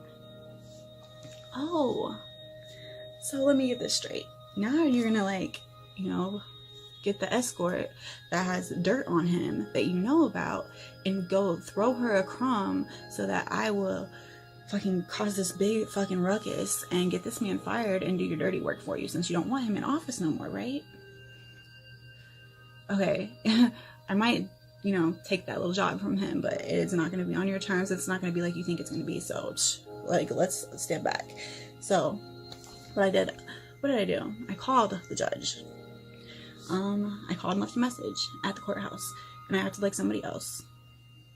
And he pretty much immediately called me back. And when he did, like, I had no plan for this, none of it. But, like, at this point, I don't trust anybody. I never have trusted anybody in, a position of power, like cops, all this stuff. Like, there's some good cops out there, there's some good everybody out there, but, like, no, like, I don't trust y'all. So at this point, if you're in a position of power, if you are anybody that's in that, like, category, you're being recorded while you're talking to me, just like I'm being, what's up? And he's, like, trying to figure out who I am, and he's like, oh, I don't remember. And he's asking me questions, and, like, he says that he has no idea what he's doing when it comes to sentencing people. Bam! What did you just say? Okay, so I think he realized who it was, and right when he did, he says this, because I said something along the lines of, if you remember my friend and not me, I'm going to be very upset with you. And he says, what are you going to do, strangle me? And the condescending way this man says this was like, checkmate, I was like, I feel you. I'm playing this game with you. That was a good one. But I end up getting off the phone. I tell my lawyer, I'm like, hey, like, I've got him on tape saying he has no idea what he's doing when it comes to sentencing, and of course he wants this very bad. And I'm, you know, gonna fucking just play games with y'all like you're all playing with me now. So I ended up in that office, and, you know, I let my lawyer hear that his voice was on the reporter and hear the judges, you know, this and that. And then I was like, I gotta go. And I didn't give it to him, and I didn't let him hear that part because he's probably recording me just like I was him. But it's a dirty game out here, right? I end up having a lot of emotions at this point because I'm like, oh my God, what the fuck? Like, what's going on? This judge that's actually a freaking lawyer still, a special lawyer still in Lafayette, he's a freaking professor at Purdue. Like, he does all these things. Like, what the hell was that all about? Like, who are you? And what did you do is make everybody so mad that they don't want you there no more. So I end up, you know, putting a little bit of information out there, but nothing concrete and nothing that could tie itself in with itself. I just made a little bit of noise, and as soon as I did that, I was getting ready to move out of Lafayette.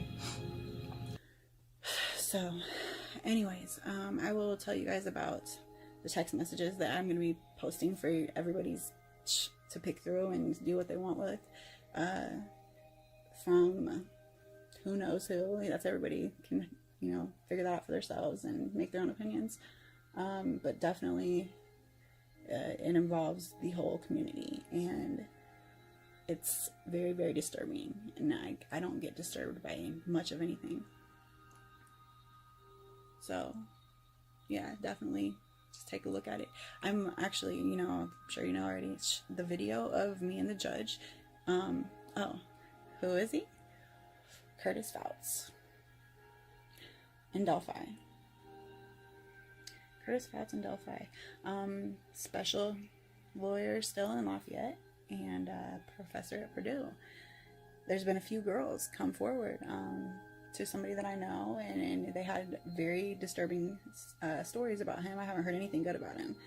And it just makes me wonder, like, how many girls at Purdue wanted better grades that he's, you know, sexually fucked with? How many? Because there's quite a few from the courthouse, like from being in court, things of that nature that are going to be surfacing. And yeah, things are happening with him, don't worry. Curtis Fouts. I told you I'd find you. Just took me a lot longer than expected.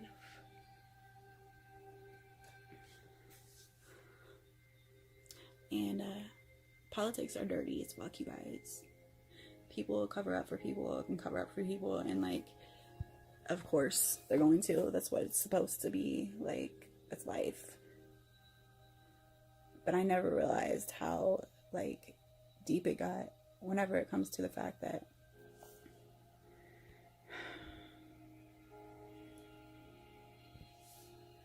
these people,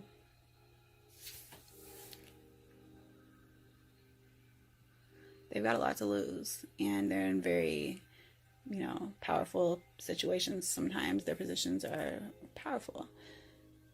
That's dangerous to have power, friended with power, trying to cover something up, because they can do what they want pretty much and never worry about getting caught. And in the big scheme of things, who am I? Who is any of us? Nothing, no one.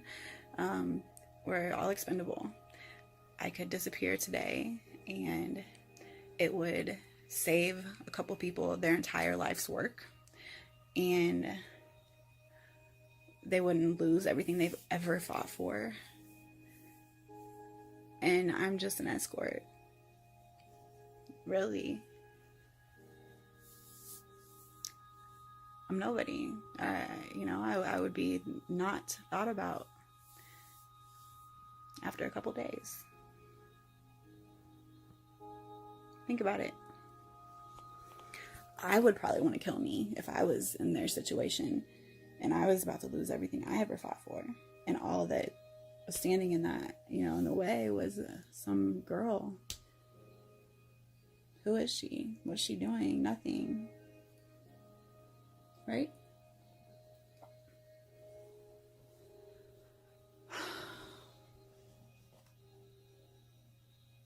Wrong. Checkmate.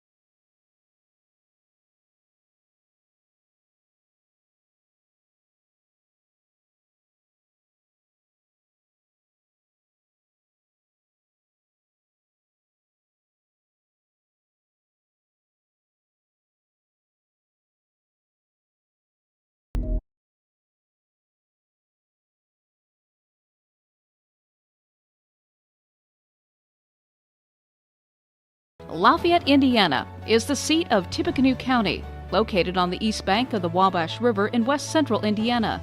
Just a short run across the river from West Lafayette and Purdue University. Once a stop on the Wabash and Erie Canal, Lafayette has always been an oasis of commerce in the midst of central Indiana's rich farmland.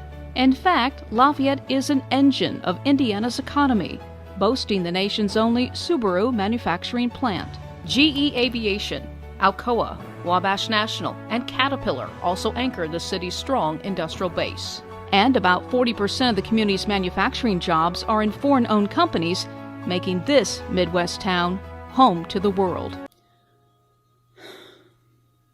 Part 2. So I got back from Texas, and I had a client that I had just met while I was in Texas, actually. He had flown out.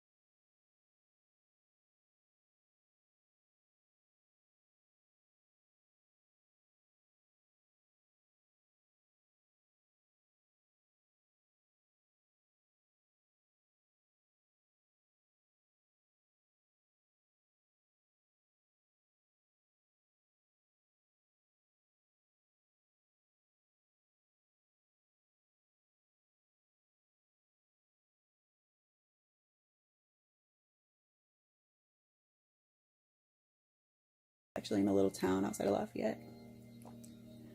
And I come over one day and he's like, look, he's like, Jalen, look at these. And he's like shoving this fucking tablet in my face. He's like, read these. He's like, these messages. He was like, I answered a Craigslist ad for a gangbang a couple weeks ago, and this is what's being said. And I was like, Jesus, like, is she okay? Like, that's a long fucking gangbang. Like, what's going on? And he was like, no, that's not what it was about. And I was like reading it, and like, I had just gotten away from this pimp that was, you know, fucking all trying to get a hold of me for a while. And he was back in Chicago at this point, but like, this girl that was a lot younger, she was very young. She was like 18. Beautiful, intelligent, like, girl that left an impression on me that I will never forget. She was, you know, stuck there with me as well, and that was like my only thing in my head. I'm like, I'm gonna get this girl out of this situation. Like, I'm very protective over girls in this industry, and girls, she wasn't even in this industry, you know, she was just in this fucked up situation. Well, I just got away from this pimp, long story short, and I was hating men at this point. So for what I read, I was like, oh my God. Like, and I'm telling you, like, anything can happen. Like, things have happened over like years and, you know, my life. I don't fucking feel any type of way about it. Like, emotions about the shit. I'm just like, whatever. Like, literally, like, I can get, like, I've been raped type shit. And like, okay, who cares? Like, move on. Next day, whatever. Like, they're like, why are you talking to him? Because it's business. Like, carry on, scurry away. But these things that I was reading, I was disturbed. I'm still disturbed to this day. I still can't believe it. They're very hard to swallow. It's like a movie. It's all like a movie, but it's like a movie.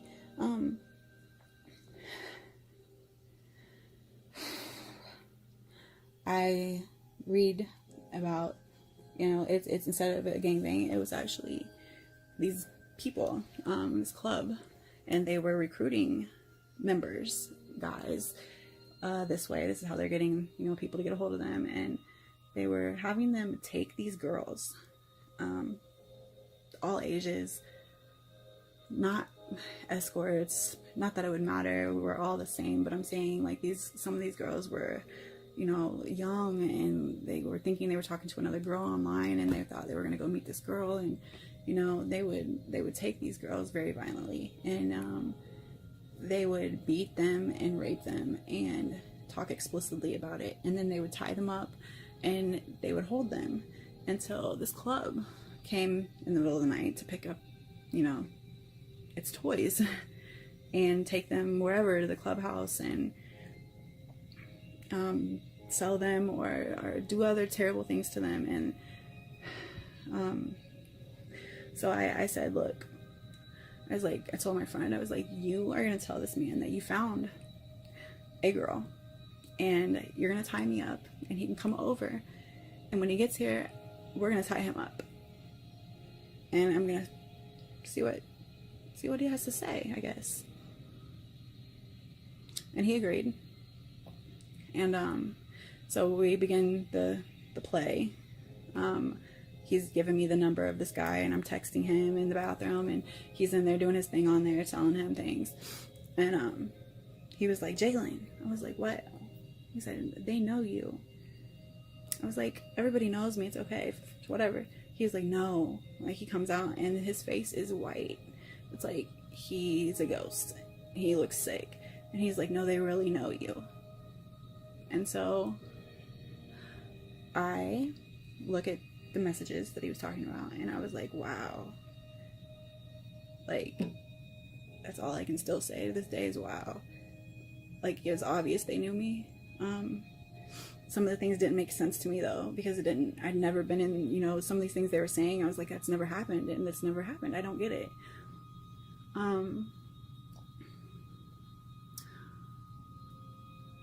This guy on the other end of this phone, of these text messages, he said I belonged to them already, and that I ran away a couple years ago, and that he'd been trying to find me, and that I was theirs, like, and he was very adamant and very happy that this guy found me. And he even said, like, he would trade all his girls for me. Like, he was like, you can have all of them, but this one's mine. And he was, you know, going through, oh yeah, this is how I'm gonna do it, and like, I can't wait, you know, to see the look on her face when she sees who it is, and other things that was said. I will actually pause this for a sec. Okay, now what I had done is I had made like a PDF, and it basically highlights the things out of these text messages, because what happened was my friend, he ends up backing out of this thing, and like, I'm like, you have got to let me see who this is, so I'm not looking over my shoulder, you know. And he ended up coming out of his room and throwing his tablet on his bed, shutting his door, and left his own house. Like, he was like, he said something along the lines of, the guy canceled, and he left. And I'm like, what the fuck just happened? And that guy didn't cancel. He was very, very, very happy about finding me. Like, he didn't just cancel. So I kicked the door in, and I grabbed that tablet, and it was on like a text now app. And I'm like wanting to go back to the beginning to see, like, did he tell me the truth? Like, I want to read all of this. And so I record, like, after I get to the beginning, I'm like scrolling and I'm scrolling, and I've got it all recorded so that I can always have what it was. And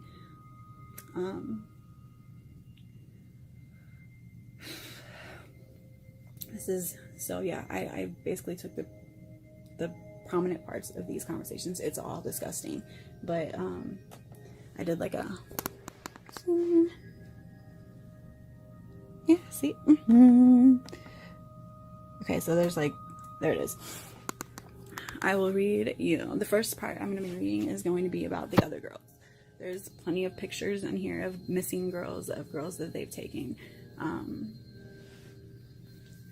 and it's very descriptive, so you guys don't want to like be sick to your stomachs type shit. Like, if you can't handle a lot of stuff, I wouldn't continue watching, honestly. So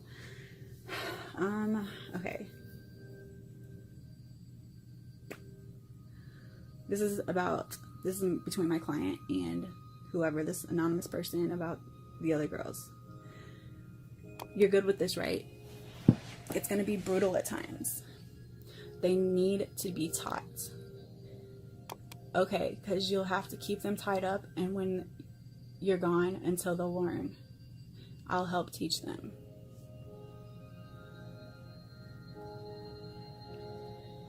Until then, they're the club's toys. Tie her up good, maybe around her neck too, something sturdy, as well as her hands and feet. Whip the fuck out of her. Make sure to send some pics, and I'll be by later. Yeah, still 8 to 10, maybe a little later. She has a long drive. LOL. Okay, she'll fight. Don't be nice. Beat the hell out of her if you have to. We'll get some little ones too then. Try not to knock out any teeth though. She might hold a grudge. LOL. This club is going to be great. We already have so many girls. The girls will rotate to different houses, but either members will host or will hold them once in a while where they're being held at. That part is up to you though. There will always be another place we can take them. We're working on setting up a storefront, a steady spot with a liquor license.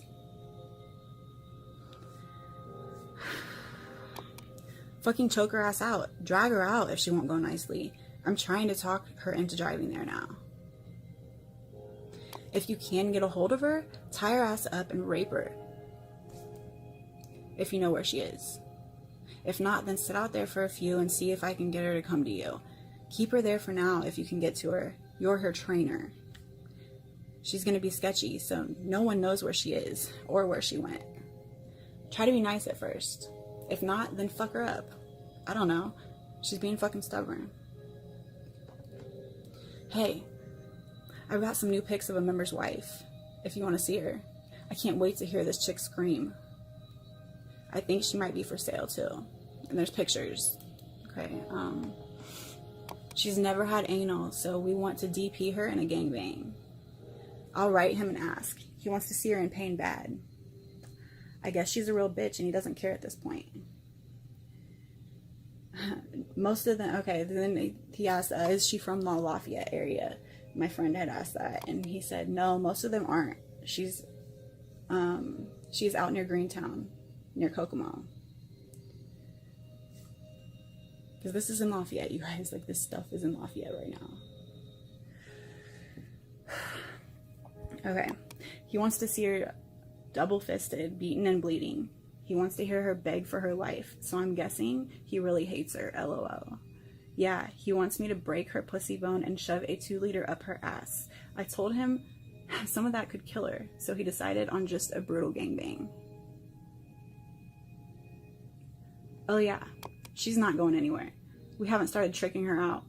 He wants her to obey, but he thinks she's too stubborn and will probably fuck her up and sell her. We do have a very powerful member in our group. I didn't even realize it until last night. He's gonna have very good connections to help with certain things. I hope, anyway. Okay, I'll see if I can get her. I'd fuck the hell out of her. Be fun to torture her.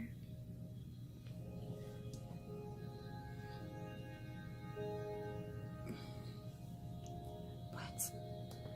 Okay, that's some things about the other girls. I'm going to read. The next stuff is like about me. It's when they were talking about me. And now, remind you, yeah, this is also how I knew that, yes, they knew me, because a lot of it is head on. It's obvious. I'm like, oh, yeah. But a lot of it, like, and I'll point out the things that I was confused about. Like, I didn't understand, because I'm like, that has never happened. Like, what the fuck? So it was confusing to, like, have somebody that knows you and then, like, it's throwing shit in there. All right. So, okay, he's like, I told her that I call you boss man. He said, I know, that was perfect. Awesome. Give her the address, pick her up if needed, try to have her tied by the time I get there. I told her to listen to you. She should do so willingly. I told her to be there no later than 2:30. She is one tough bitch, so be careful. She's very dumb, though. She should let you restrain her. She sent me pics. It's her. Then tell her you're not getting her and it's up to her to be there. She'll be there, trust me. I'll be taking her with me after we have some fun with her. You can have all the other women I can send, but this bitch has always been mine.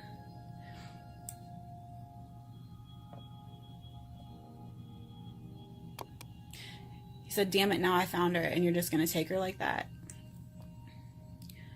He said, she's all about the money. You can pay her if you want and get it back later when I get there. She's a meth head thief. She was in charge of some things and left with the night's pay. Now it's time for her to pay it back. See, that's the part, that's the first part I was confused about. I've never been in charge of anything for anybody, and I've never just left with anything. Like, I'm so lost. Okay, you'll be able to fuck her all you want. She's been hard head to train, let's put it that way. Giving her a deposit is up to you. If you don't want to, then tell her I'll double the grand, but she'll have to talk to me about it. She'll show up. I know her very, very well. She's crazy as fuck. Ask her nicely to be tied and wait for me. It's club policy.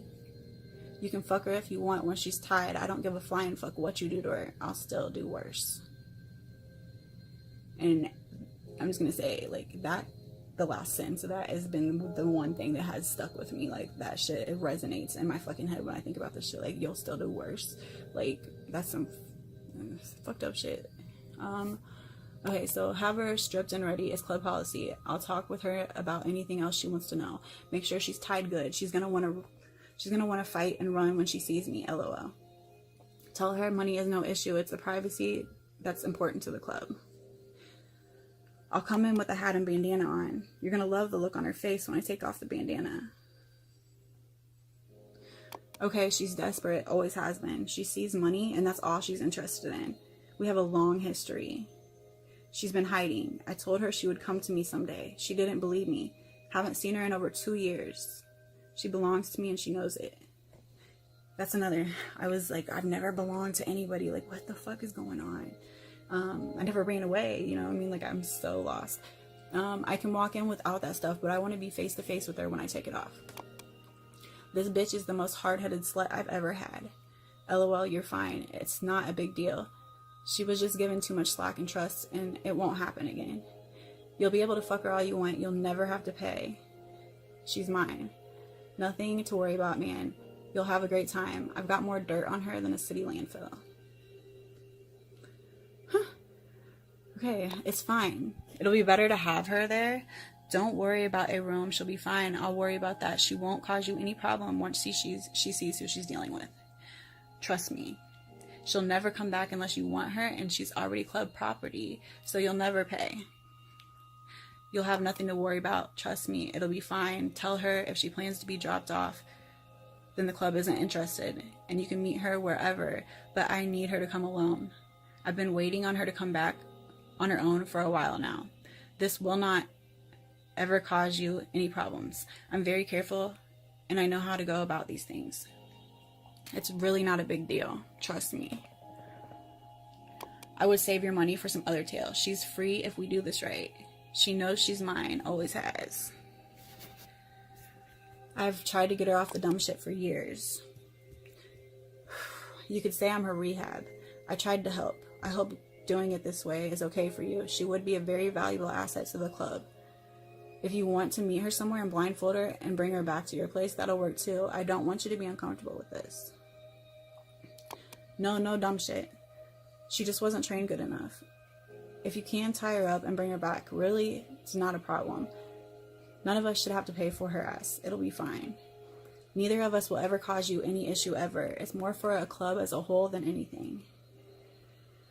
No problems, man, I swear. Because my friend's like, what the fuck? Like, you sound like you're trying to kill her type shit.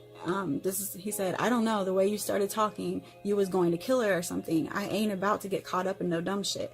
I don't even know you. I don't know what she did. You say she is a snake and a thief, and then you say she's cool.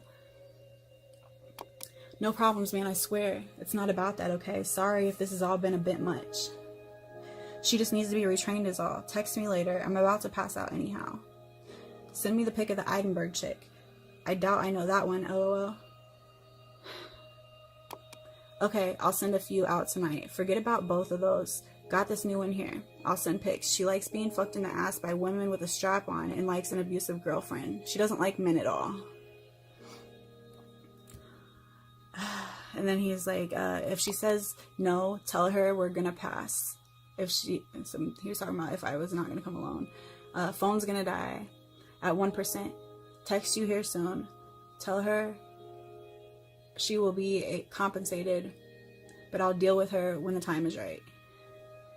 Okay, got my phone plugged in. Should be okay for a few. Tell her money isn't an issue. It's the club rules that she will need to read through.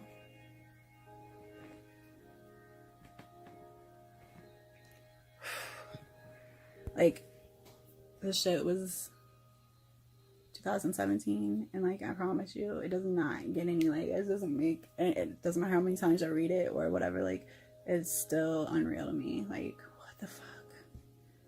And this shit right here, this is in Lafayette. Like, this is our, our kids, our freaking friends, whatever, like, that are going through this stuff. Like, I was like starting to think, like, there's girls on here, like, there's pictures, like, how do I find people that are missing?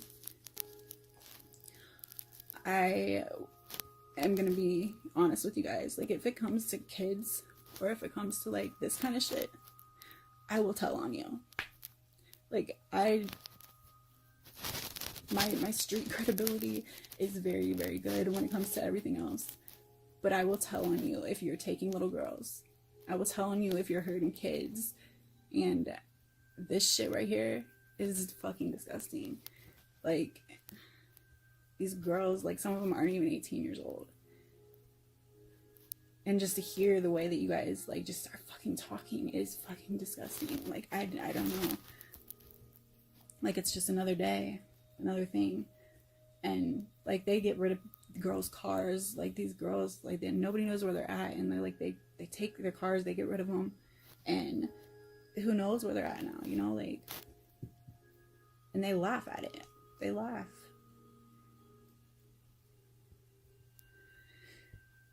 And so I gave this information, these text messages, I gave it to a very high-ranking officer that did nothing with it. He's had this information the whole entire time and has done nothing with it. Now think about it. What does it say to you?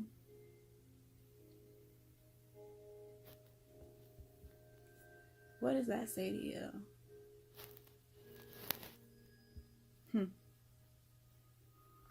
Speculative comments on my part are definitely staying in my mouth. I will make another video on that because it'll tie everything together in a really fucked up way. But I'll let you guys soak on that first. I'm posting all of this up there. You guys can do what you will with it. Read it, share it with a friend, make rumors about it. Sure, there'll be a million stories by tomorrow that are completely not what the fuck I just said, but it is what it is.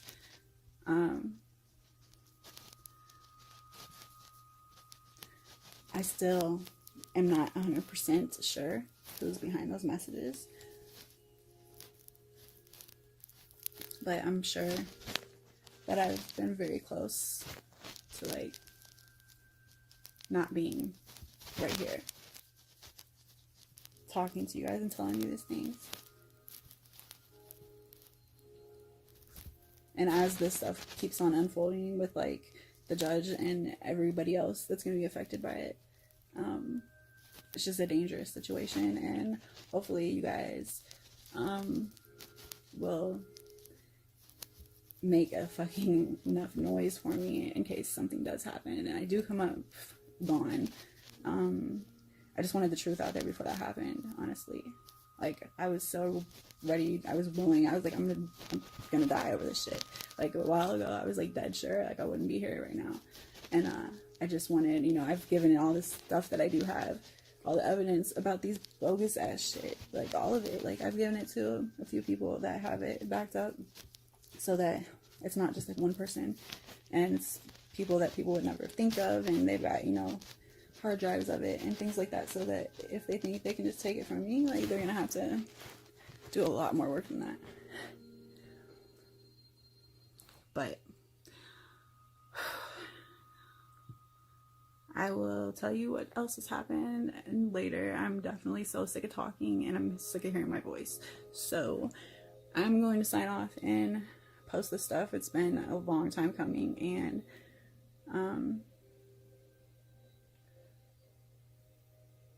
you can hit my inbox with questions, I guess, if you have them. Please just if you have any info, if, like, you know, holler at me. Jalen Rain signing off. Anytime we're talking about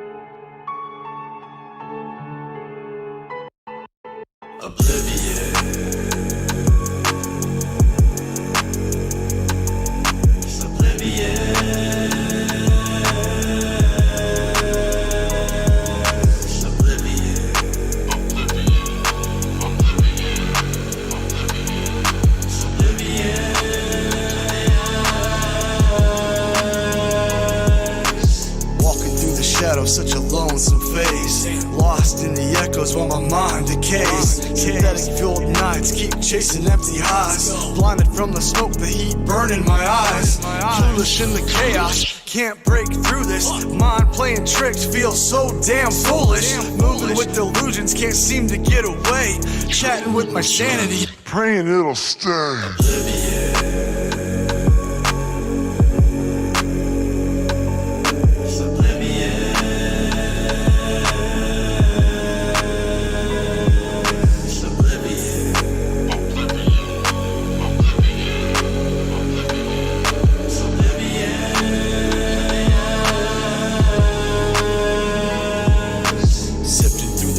Of my soul's demise, I've become a puppet with the strings untied. I see more black than I see blue skies. Rather look up at stars and look up at the light. Broken dreams scattered, hearing silent cries. Picking up the pieces like when Kobe Bryant died. How can I find myself if I'm wearing a disguise?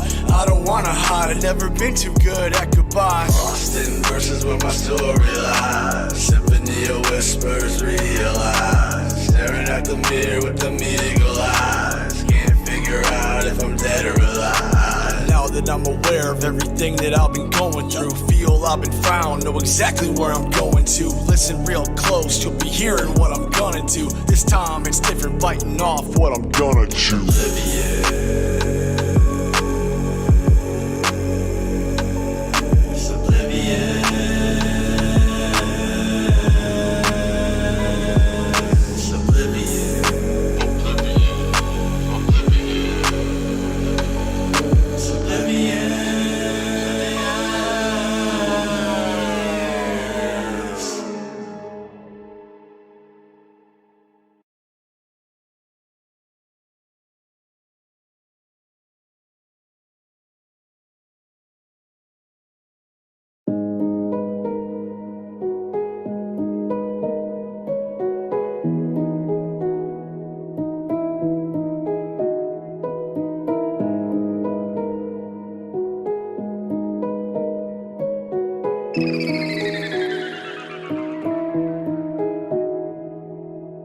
As you know, been trapped in the dark life. I wanna get out, search for a bright light, but I think I've learned my pen just might be mightier than the sword. Cuts like a knife, feel like I'm living on the edge. Broken arrow, shit, dealing with all the rage. Addict in a cage, wanna plot and escape. Looking at the schematics and I find it problematic that I'm still stuck in a maze.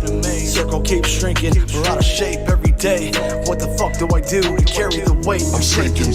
Need to tip the scales, but don't know the way. The hook, I'm taking the bait, I gotta stay afloat. I know if I don't, I'm a fucking choke. Holding on to my breath, holding on to hope. A fucking hope that somebody throws me a rope. Damn. Save me. Scared of the bright lights when they start to shine. I realize I might go blind, makes me wanna cry.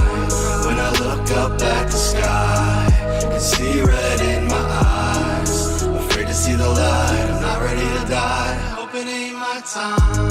Thought I escaped when the skies turned gray. Been raining for days, began numbing the pain. What the fuck did I do? How could I make a mistake? It's like somebody covered the drain. I'm impulsive, feels like I'm hitting my prime. 4 in the morning, thoughts living in my mind. Ought to back away from pride, shit was running down my spine. I can't move, always stuck in the grind. I've really been hitting the pavement. Pretty silly, all I think about is the day when I'm gonna hit the dirt. Just another craving, story that I'm screaming, darker than what's craving. Never know what to think now. Trying to keep my head above water so I don't fucking drown. This is what it sounds like when I'm feeling down. Still spinning wheels, round and round and round and round. Scared of the bright lights when they start to shine. I realize I might go blind, makes me wanna cry. When I look up at the sky, can see red in my eyes. Afraid to see the light, I'm not ready to die. Hope it it ain't my time.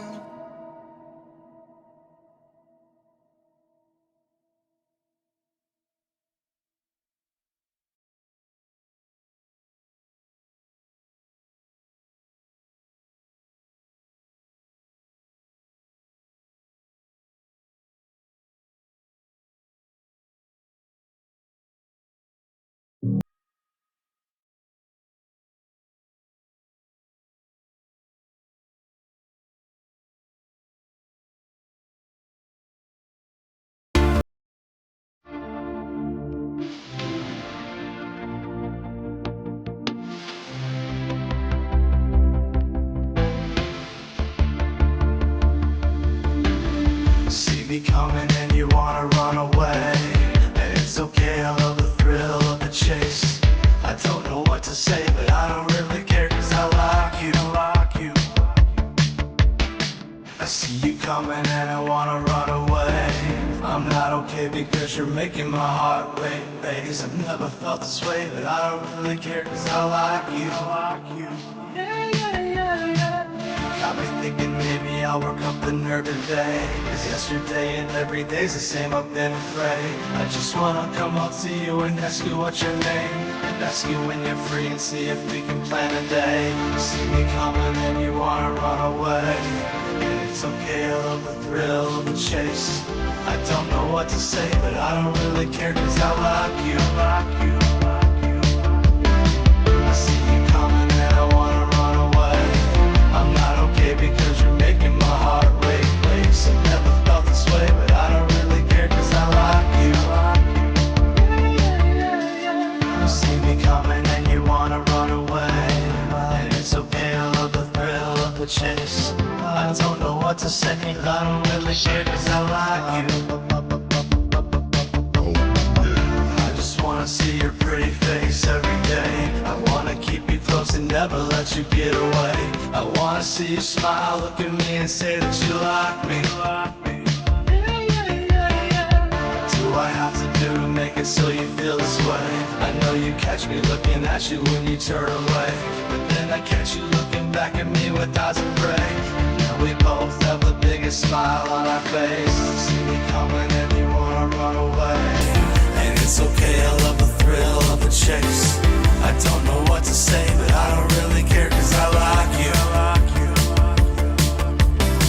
I see you coming and I wanna run away. I'm not okay because you're making my heart race. I've never felt this way, but I don't really care, cause I like you. The other man in the room is looking at you too. I don't do too well in a crowded room, so let's go to a place so we can talk alone.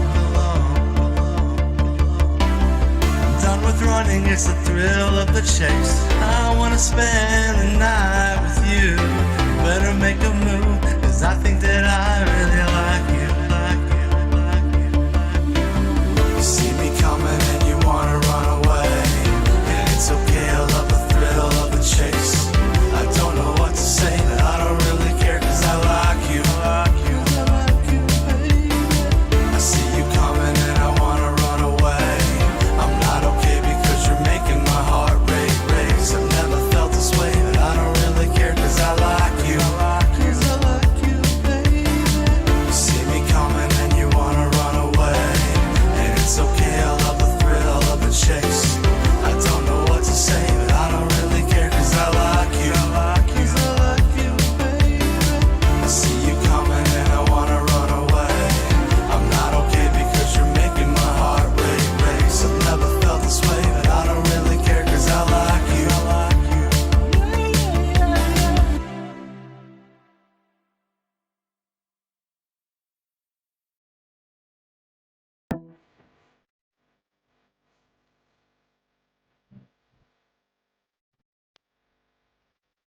You seem like crazy, but you haven't touched the monster. You won't even scream at all. You call me baby, my attachment is much harder. I'm the ghost creeping up your wall. From the shadows I reside, haunting presence by your side. Watch your every move, see it all. My ball and chain, I grip and crawl. Within the darkness, hunger lies. Little cries from the unknown. You begin to feel me in your bones. You might crazy, but you haven't touched the monster. You won't even scream at all. Call me baby, my attachment is much harder. I'm the ghost sweeping up your walls. You might crazy, but you haven't touched the monster.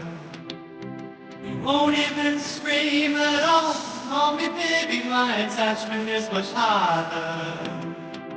I'm the ghost sweeping up your wall. Under moonlit skies I'll creep. Watch while I wait or I sleep on the scene. You're never too far. Playing games with my heart. Love it when you make things hard. Baby, we just get started. Monster, monster, monster, monster. Never get away from crying, monster. Monster, monster, monster, monster. Never stay forever, your monster. You are crazy, but you haven't touched the monster. You won't even scream at all. You call me baby, my attachment is much harder. I'm the ghost sweeping up your wall. You are crazy, but you haven't touched the monster. You won't even scream at all. Call me baby, my attachment is much harder. I'm the ghost sweeping up your wall.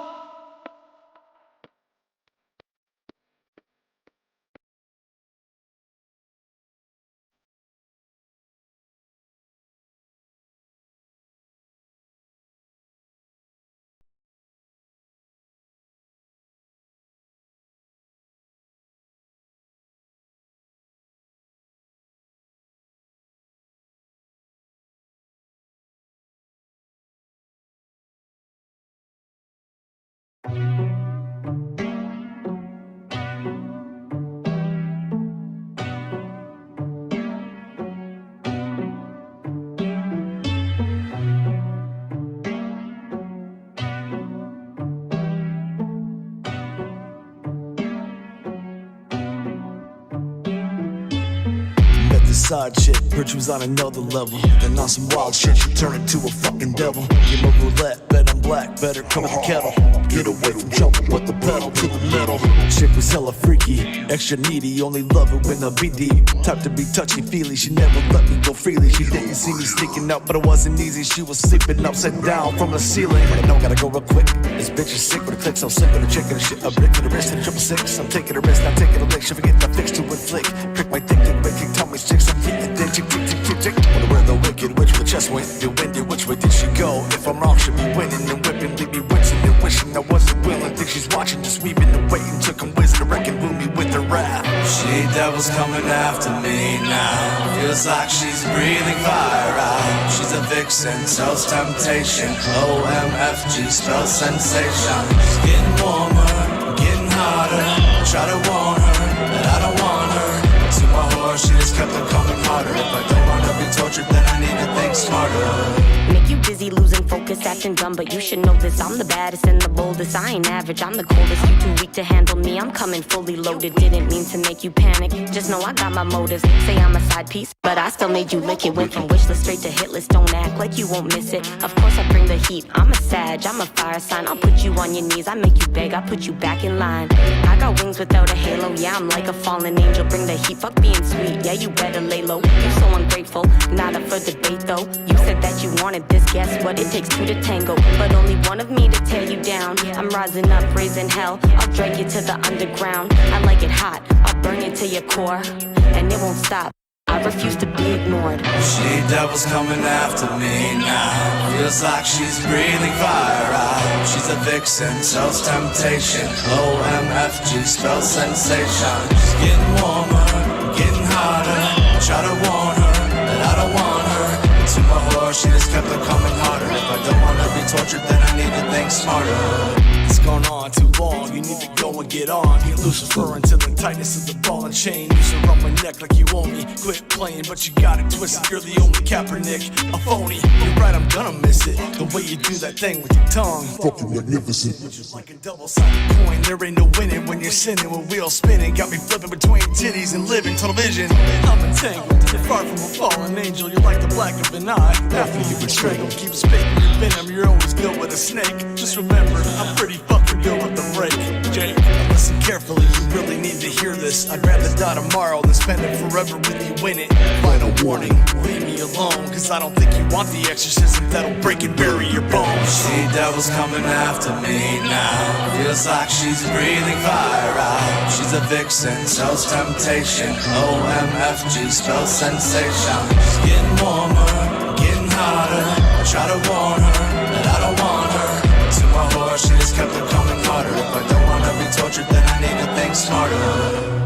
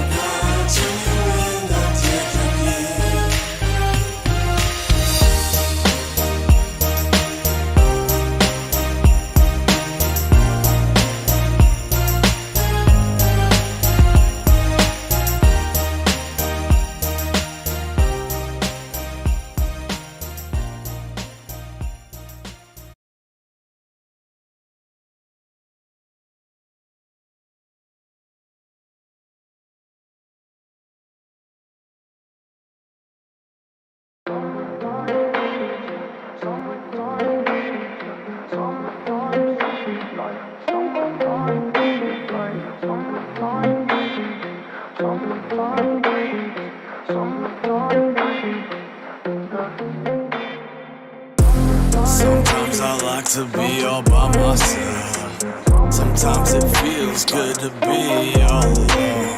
Another lonely night, I'm gon' vibe, be alright. Me and my mind, it's time to let out anything and every little thing that I'm feeling inside.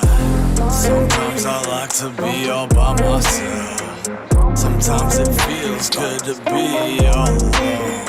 Another lonely night, I'm gon' vibe, be alright. Me and my mind, it's time to let out anything and every little thing that I'm feeling inside.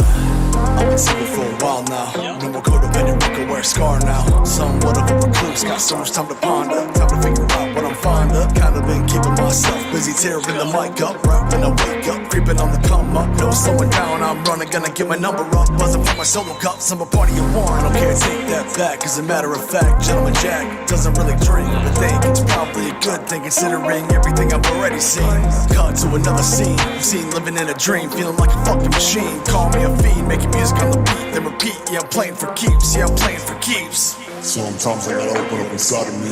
It's like playing a one-on-one game of hide and seek. You forget if you're the one looking climbing up the tree. You're trying to get lost in the world of make-believe. This music is their own self-therapy. It hits so much harder and different when you realize it's helping a man you never met living down the street that you probably never meet. It's a reminder to me that even in my loneliest moments I got a gift. There's people out there that need to hear what I have to share, so they too understand that I'm truly not alone. I'll gladly spend many nights alone if it means it's help that he wants to spend any nights alive. Why? So much beauty in the high. Sometimes I like to be all by myself. Sometimes it feels good to be all alone. Another lonely night, I'm gon' vibe, be alright. Me and my mind, it's time to let out anything and every little thing that I'm feeling inside. Sometimes I like to be all by myself. Sometimes it feels good to be all alone. Another lonely night, I'm gon' vibe, be alright. Me and my mind, it's time to let out anything and every little thing that I'm feeling inside.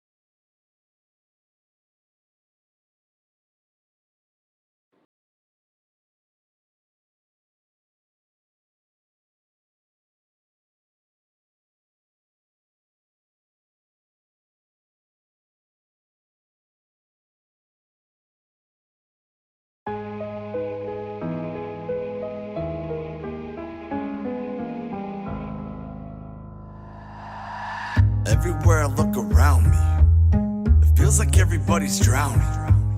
I don't see any life rafts, and many places don't seem fully staffed. So what's up with that? What's going on? What's happening? I heard the Fresh Prince was a slap.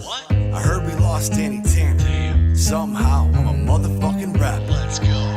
And it's not my fault. What's going on in the world today? And it's not my fault that people identify as them or they. And it's not my fault Amber Turd likes to shit on Johnny's bed. And it's not my fault Britney Spears looks like she's a fucking wreck. How's everybody going about their business? Pete Davidson stealing Kanye's bitch. Travis Scott keeps continuing the show, and people in the big get trampled on a little more. Sean Watson coming back, playing for the Browns. They're paying in millions for all the charge counts. Then we got Netflix charging double for accounts. The human race just keeps adding more pronouns. And it's not my fault what's going on in the world today. And it's not my fault gallon of gas is a foot long from Subway. And it's not my fault Elon Musk trying to become a Twitter head. And it's not my fault. It's just not my fault. I feel like the world that we're living in is getting more fucked up. Makes me wanna kill again. First we got the pandemic wreaking havoc. School still getting shot up, causing panic. If you ask, media's erratic. Celebrity fanatic, over here in static. Feeling like I can't even breathe. Maybe I'm asthmatic. Maybe I got the virus. Never know what's in store. It's problematic. What the fuck am I hearing sirens for? When I was younger, I was pretty good at basketball. My downfall was at my height. I wasn't really tall. Who knew I could have just changed my name to Jacqueline? Shoot a couple balls and see my teammates naked win. What the fuck is this world coming to? When the woman swimming next to you is really a dude. Admit it, it's weird. Admit it, you're queer. We all still know that you grow a fucking beard. And it's not my fault what's going on in the world today. And it's not my fault that people identify as them or they.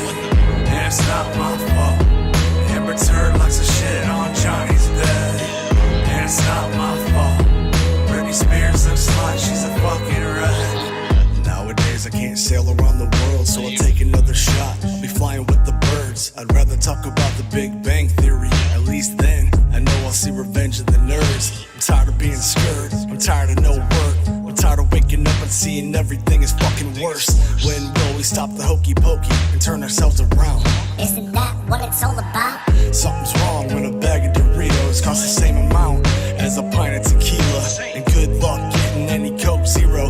12 cans of that, $7.99 plus tax. At least now there's toilet paper to wipe our ass. But baby formula is going pretty fast. Ladies, it might be time to open up the taps. Just sit back, relax, and give your little one a blast. And it's not my fault what's going on in the world today. And it's not my fault gallon of gas is a foot long from Subway. And it's not my fault Elon Musk trying to become a Twitter head. And it's not my fault. It's just not my fault.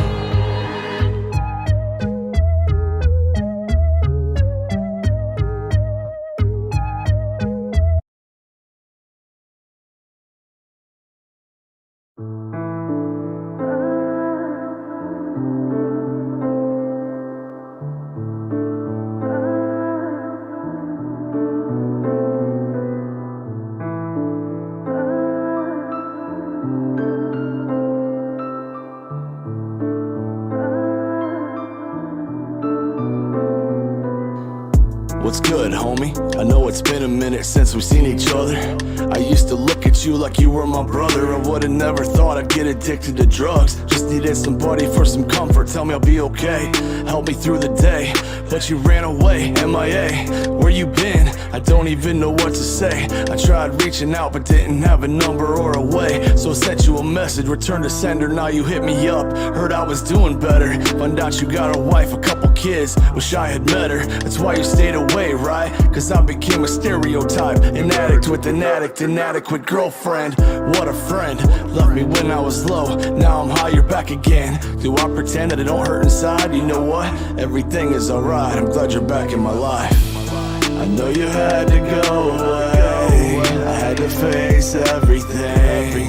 That's why I pick up the pen. Please don't go away again, 'cause I need a friend to make it through the wind. When my life storm begins and my demons come again. I understand I left you in your darkest moment, but your behaviour was too much and it was hard to cope with. I left when you was lost, I was too gone to focus. I tried to help you out, but everything I tried was hopeless. I couldn't help you cause you didn't help yourself, and I was worried about your health around the time you met your girl, and everything was getting worse and it affected how I felt about you. Every time you called I felt like I don't wanna be around you, so I had to keep my distance. Your addiction for the meth, the sex was messing with your head from my position. I had lost too many friends to drugs and didn't want another loss. Your body in the morgue is something I don't wanna come across.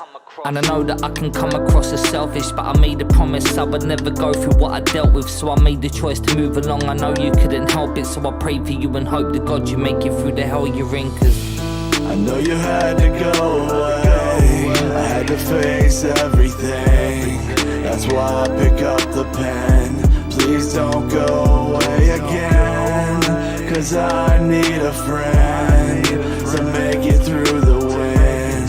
When my life storm begins and my demons come again. I know you had to go away. I had to face everything.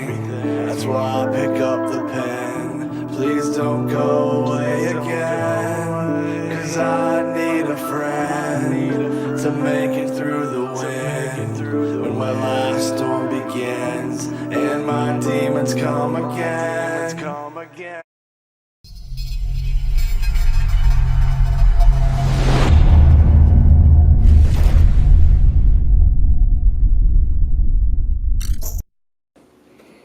So what's your name? Huh? What's your name?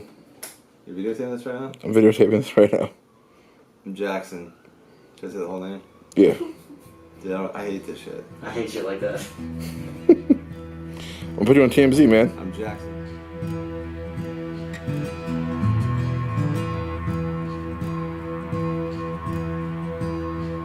Send me to my grave.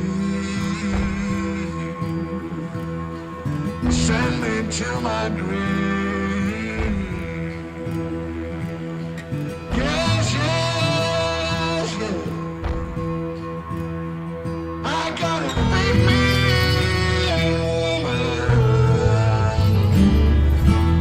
It's time I listen to my heart. I'm overdue for a brand new start. That part of my life's over. It's time to get clean and sober. I don't know who the fuck I've been. I don't know where the fuck I was. Fucked up on sex and drugs. Some are thinking I was in love. I'm in a tunnel and I can't get out. It's dark and I'm having doubt. The monster in the mirror ain't me. He scares the living shit out of me. I fucked up and ended up in jail, and now it's time to escape this hell. Speed sent me to be a slave. Thank God she didn't send me to my grave. Send me to my grave. Send me to be a slave. Send me.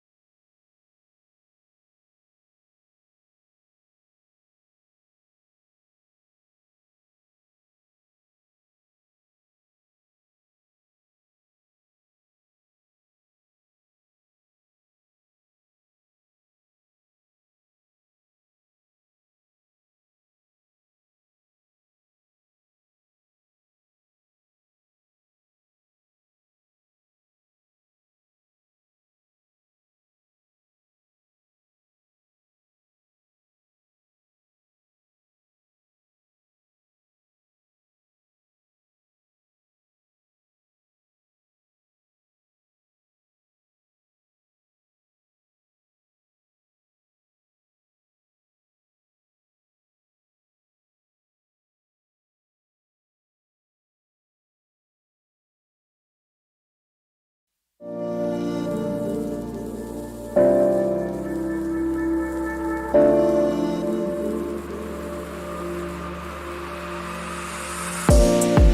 day that goes by feels like I'm thinking about getting high. I've been stuck in my head, and no matter what I try, I can't seem to get my life ahead. So I head back to the memories that used to drown me in the black where I put my sack. Being here is bittersweet. Never thought I'd be coming back to the dirt on this one-way track that brings me to my knees. This disease, knowing that I made it out is all I'll ever fucking need. A runaway train, milk carton with no frame, not the same. I would never be myself again. I broke free, something I thought I'd never see. I'm so weak, but strength's pouring out of me. Take a step back, or two, or three. Say goodbye, it's time for you to retreat. It was so hard to say goodbye, but I had to retreat. Everything I loved left behind, but I just had to leave. How could I ever be so blind, even when it was in front of me?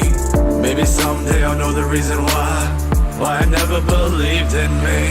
Seeing no familiar faces, driving by old places, reliving the pain and the misery. I can't believe I made it out from the drugs, from the streets, and the self-doubt bottled up inside of me. So when I said I did it, know that you can do it too. No matter what you lost, this is nothing new. No matter what it costs, think of what you went through. Believe me, believe in you. Break out of that life before it breaks you. Take a break, hit the brakes, break free a new you. I had to move across the country to figure it out. You gotta do what you gotta do without a doubt. The time is now.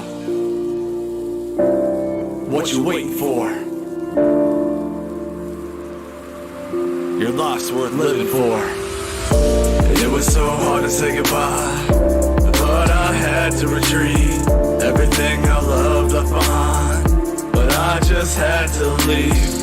How could I ever be so blind, even when it was in front of me? Maybe someday I'll know the reason why I never believed in me. It was so hard to say goodbye, but I had to retreat. Everything I loved left behind, but I just had to leave. How could I ever be so blind, even when it was in front of me? Maybe someday I'll know the reason why I never believed in me.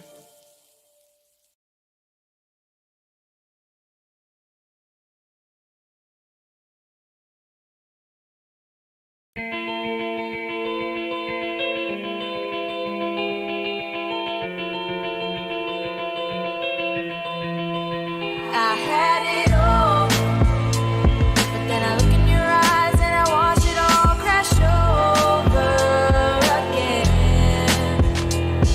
And oh, take a look at the tears that I shed, and now I know I'll never change again. You've been wanting to run far away from here. You've been nervously breaking down for so many years. You and him have been together for a lot of shit, but sadly he's the reason for a lot of it. Claiming the bruises on your frame are for falling, but you know the real reason you've been balling. Put his hands on you, please help me understand. Why do you insist on sticking with this man? Remember the first time? He said it won't happen again. You threatened to leave, sweetheart, tell me when. It doesn't matter that you have kids with him. Do you wanna sink, or do you wanna swim? Right now you're drowning, you're barely breathing. Stop clowning, get away from this heathen. It's now or never, gonna change his ways. Gotta get away, start living brighter days. But then I look in your eyes and I watch it all crash over again.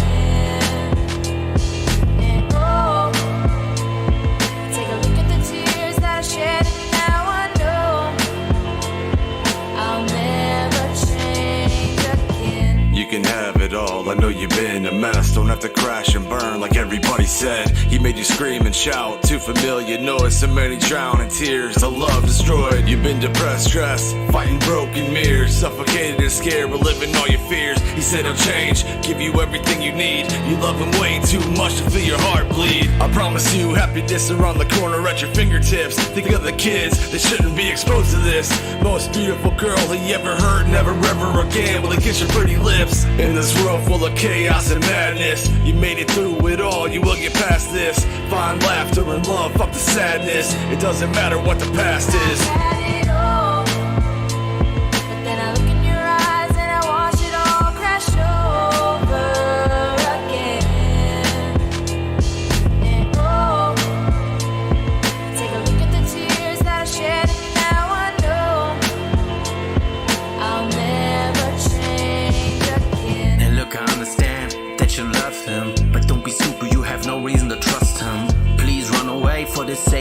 kids, they need the mother to grow up and exist. Get a cease and desist to be safe from the prick.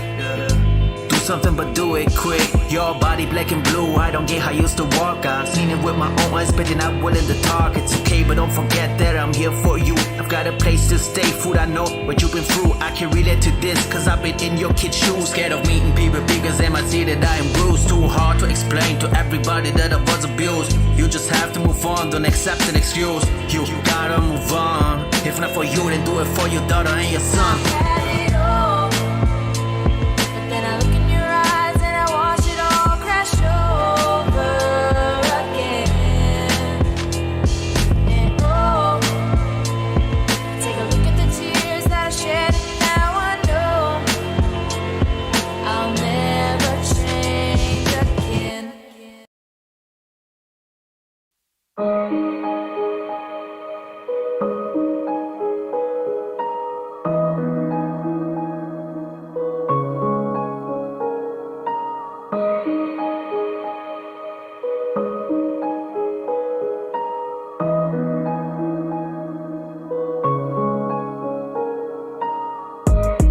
I was 7 years old when life began. All alone in this house, mom's drinking again. Daddy split with his habit full of shit. Couple years went by, I picked up a habit a bit. Spun out of control, stole to get another hit, stole to get another roll, yeah. Trying to forget memories of my past, following hallucination footsteps of my dad. Paranoid inside of me, I can't trust anybody. My friends, only friends till the very end of the bag. Suddenly I ain't got no friends. Before I knew it, 4 years disappeared again. Now I'm 17, losing control, heading behind bars into a deep coffin hole. Hanging with the boys, getting fucked up. That's when the world stopped. I've had enough. I don't wanna be here anymore. I don't wanna fight this anymore. I got nothing to live for. I got nothing to fight for. I don't wanna be here anymore. I don't wanna fight this anymore. I got nothing to live for. I got nothing to fight for. Everything was fine till the day she strayed away. Things will never be the same way. On and off again until that day. Many memories and wedding vows washed clean and drained away. 2 weeks passed, found her fucking with the homie. It showed me a broken path to the drugs. I got pills, became coke numb, don't feel anything. How come we're back together living with no trust? More toxic than every fucking chemical that I'd ever puffed. Time ticked and passed by. Then came the day that saved my life, my first son born. 18 months later I was blessed with my second boy. Thoughts rolling in, I think she's cheating again. Repeating in my mind, not feeling whole. Now I'm looking down this barrel hole. Fuck, I don't wanna be here anymore. I don't wanna fight this anymore. I got nothing to live for.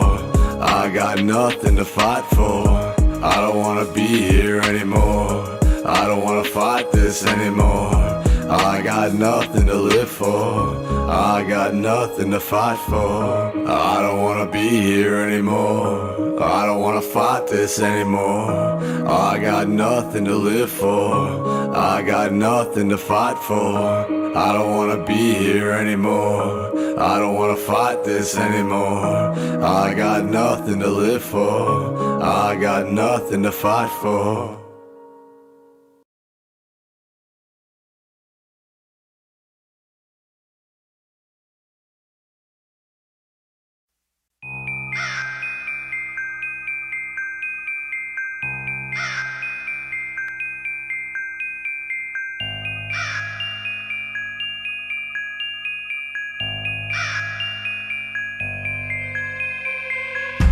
I got nowhere to run, I got nowhere to hide. Where the fuck you supposed to go when the demon's crawling on the inside?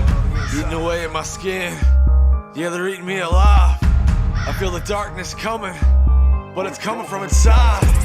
Yeah, I thought I got away, yeah, I thought I escaped, but they keep on chasing me. Insanity, I'm running away. In my head, there's darkness ahead of me too. If they catch me, I'm afraid of what they're gonna do. These thoughts in my mind designed to make my body pray. Am I a sinner or a saint? Hey Jackson, come back to the dark side. We really miss you, everything will be alright. Come on, take a hit, you know you wanna get high. I can't hide it from everybody, keep it inside. Get away from me, I don't want that life anymore. Leave me alone. Leave me alone. When the darkness comes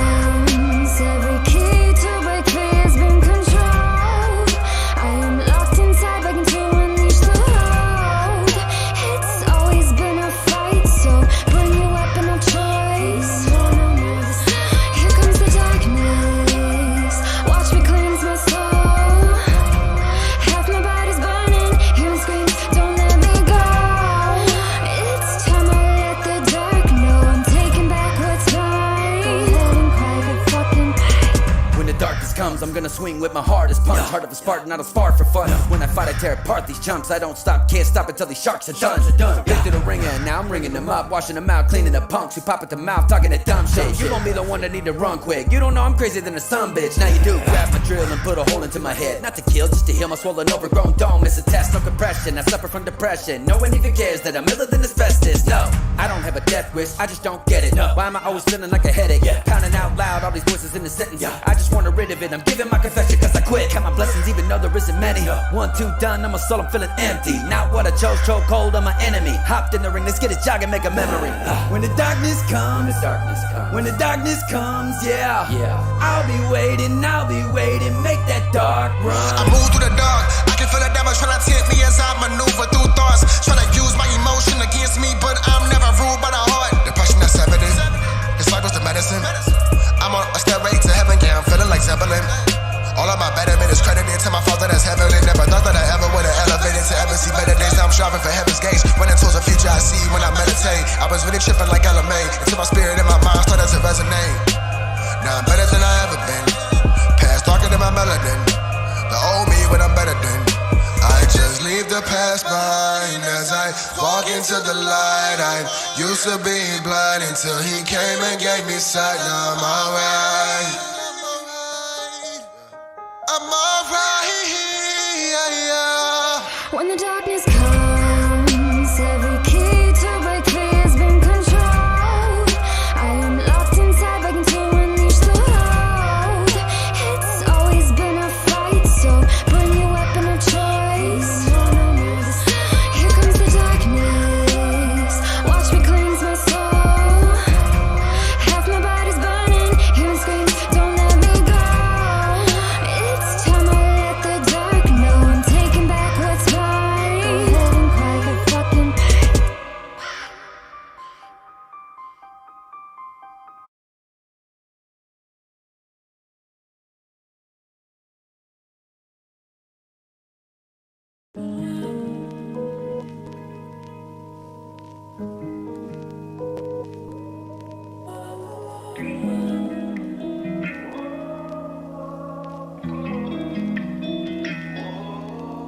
I'm caught in between everything that I am. I can't look away, only you understand. I tried to deny that we'll crash in the end. We'll crash in the end, crash in the end. You begged me to go and then begged me to stay, cause nobody else gets you feeling this way. Distracting yourself from the things that you hate, the things that you hate, things that you hate. It's kinda funny how you wait until I move away, and then you tell me that you wanted me to stay. Really? And now you got me feeling some type of way, the type of feeling love taught me to hate. We couldn't be happy with a life together, now I'm getting my life together, trying to set things straight. Even though I've been alone for about a year straight, I feel pretty great, but don't get it wrong, I still have some nights that are long. I'm usually coping with my headphones on, therapy session, developing a song, remembering everything that happened between us. Thought I was deep in love, but the hole wasn't deep enough. It must have been lust, or just the way we touched. I hate you, fuck. We don't talk anymore, find the strength to block you. I do see the emails you send every now and again, but why pretend? I don't wanna keep in touch or be friends. I got nothing left to say, I don't wanna hear about your life or your day to day. If it was up to Jack, I'd let the man in black come back and zap with your memory. The way I see you in my mind, you're in pain, crying, covered head to toe in flame. You're burning and burning, burning till only your ashes remain. I really thought you were different, I was wrong. I was ready to give you my name, my love for you is real. I don't think my heart will ever be the same. Caught in between everything that I am. I can't look away, only you understand. I tried to deny that we'll crash in the end. We'll crash in the end, crash in the end. You begged me to go and then begged me to stay, cause nobody else gets you feeling this way. Distracting yourself from the things that you hate, the things that you hate, things that you hate. Looking back back, yes, all the warning signs always ended up in the back of my mind. I kept thinking that things would be different this time. I was paid with the cost of my life. I survived, now I wonder who you're gonna call late at night. When something in your mind's not right, depression kicks in. Thinking about doing something crazy and end your life. Said a joke, shit's real talk. But my shoes don't wanna make that walk. I just can't carry your weight anymore. That burden's gotta fall on somebody else. But it scares the living crap out of me, cause I know how close you were. The night a while back when you almost had a trigger finger before. You called me saying you got nothing to live for. Do whatever it takes to get your little girl back. Been too many years since you emptied out her backpack. Look, I ain't trying to be an ass mag. I know you wanna get your daughter back. I think it's time that we both move on from the past. I'm done being your puppet, no string attached. You got a nose looking like Pinocchio. Lord knows how many lies that you told. But hey, I think I learned a lesson. Don't fall for somebody that makes you feel less than. Everything happens for a reason, even you're deceiving. Guess what, my heart's not beating around the bush. Leave me alone, I've been there, done that. Used to be my home, but I moved on my own, on the right track. But a one-way ticket and I ain't coming back.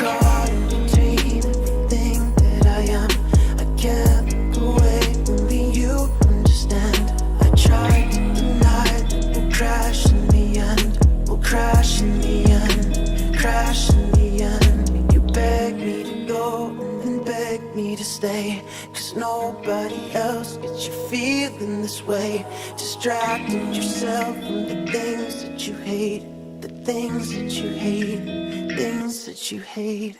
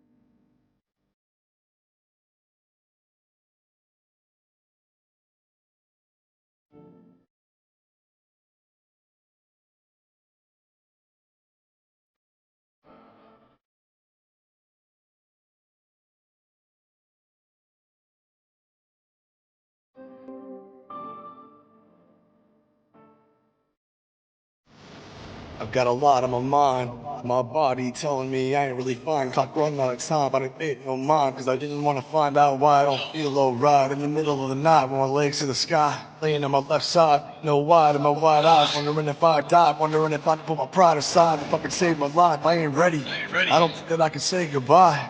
I don't think that I can finalize my final lie, making my mama cry. I just want to go back to when I was a kid, so my mama could ground me, stop me from getting high. I can never seem to get it right when I try, and I don't know why. I never thought that my body would shut down. What the hell am I supposed to do now? Start doing things that I should have did yesterday? Hope it's not too late to have a little faith. I just wanna fucking run away to some other place. Maybe outer space, out the human race. Or maybe I needed to stay in face. It's time to embrace, see what it takes to get back in shape. Accept that my life ain't a waste. Accept all the ways that I can see better days. It can start today. It can start today. I just gotta be brave. I just need to find a way to pray. And remember that everything's gonna be okay. I'm not ready to go away. I admit that I feel afraid, cause I don't know if I can do what I gotta do. I'm so tired of being such a fucking fool. Can't believe how quick time flies. When I finally realize I'm fucking almost 40 years old. I got my daddy's heart, like 57 when it died. Gotta catch up, no hindsight. I know how fast I've been going in this life. I know that I need to slow down to survive, cause I'm thinking that there might be a limit in the sky. I'm not ready to take over that spot so high. Looking down, watching everybody down below while they're living their life. Waiting for their turn to die. If it ends up being my duty, protecting in their time of need, then I'm gonna give it the best of me. Better than the ones that supersede.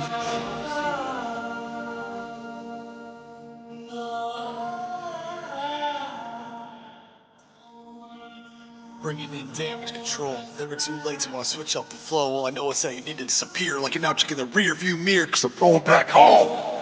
Do you hear me? I said I'm going back home. Leave me alone. Just leave me alone. Just go away. Just go away. I just want to go home. Just want to go home. I'm not ready ready to go away. I admit that I feel afraid, 'cause I don't know if I can do what I gotta do. I'm so tired of being such a fucking fool.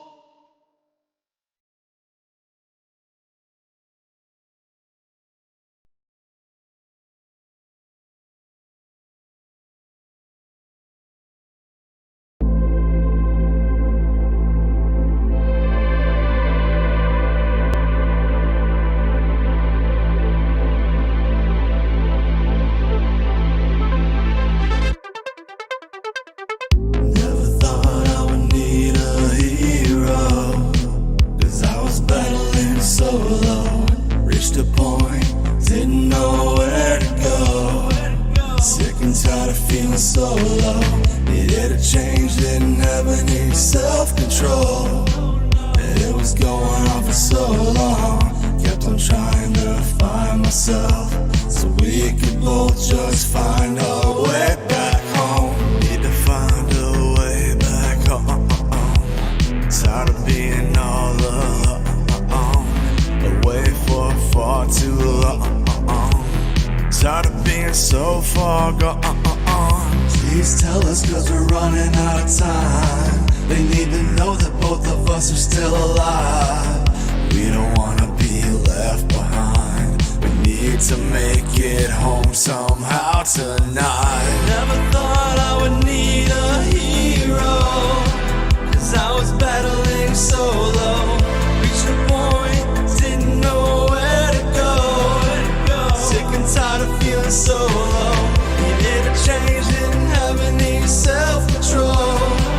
And it was going on for so long, kept on trying to find myself, so we could both just find our way back home. Yeah, I'm aware of the mistakes I made, only think about it almost every day. Really got nothing more I wanna say. Please take away the pain, I wanna change. I didn't plan or imagine being broken. I pray for better days, right now I'm feeling hopeless. I'm not perfect, but I know I'm worth it. I have a purpose, time for me to pull the curtains.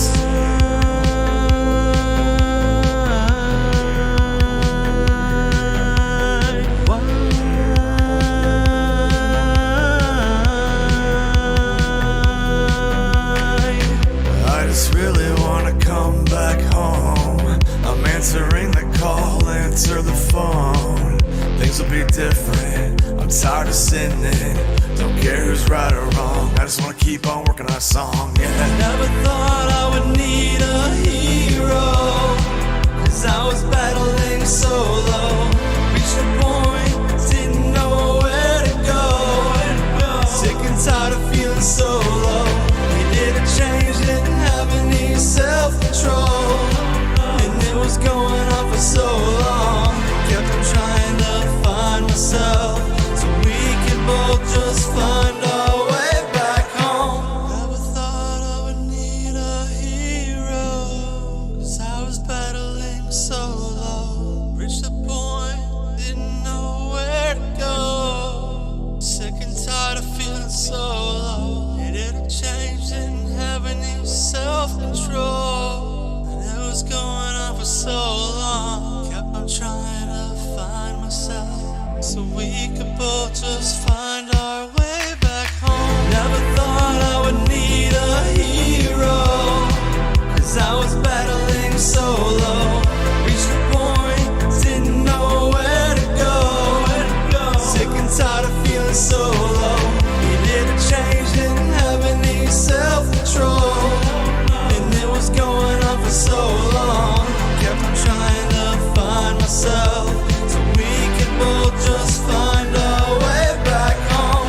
Never thought I would need a hero, 'cause I was battling so low. Reached a point, didn't know where to go. Sick and tired of feeling so low. Needed a change, didn't have any self-control. And it was going on for so long, kept on trying to find myself,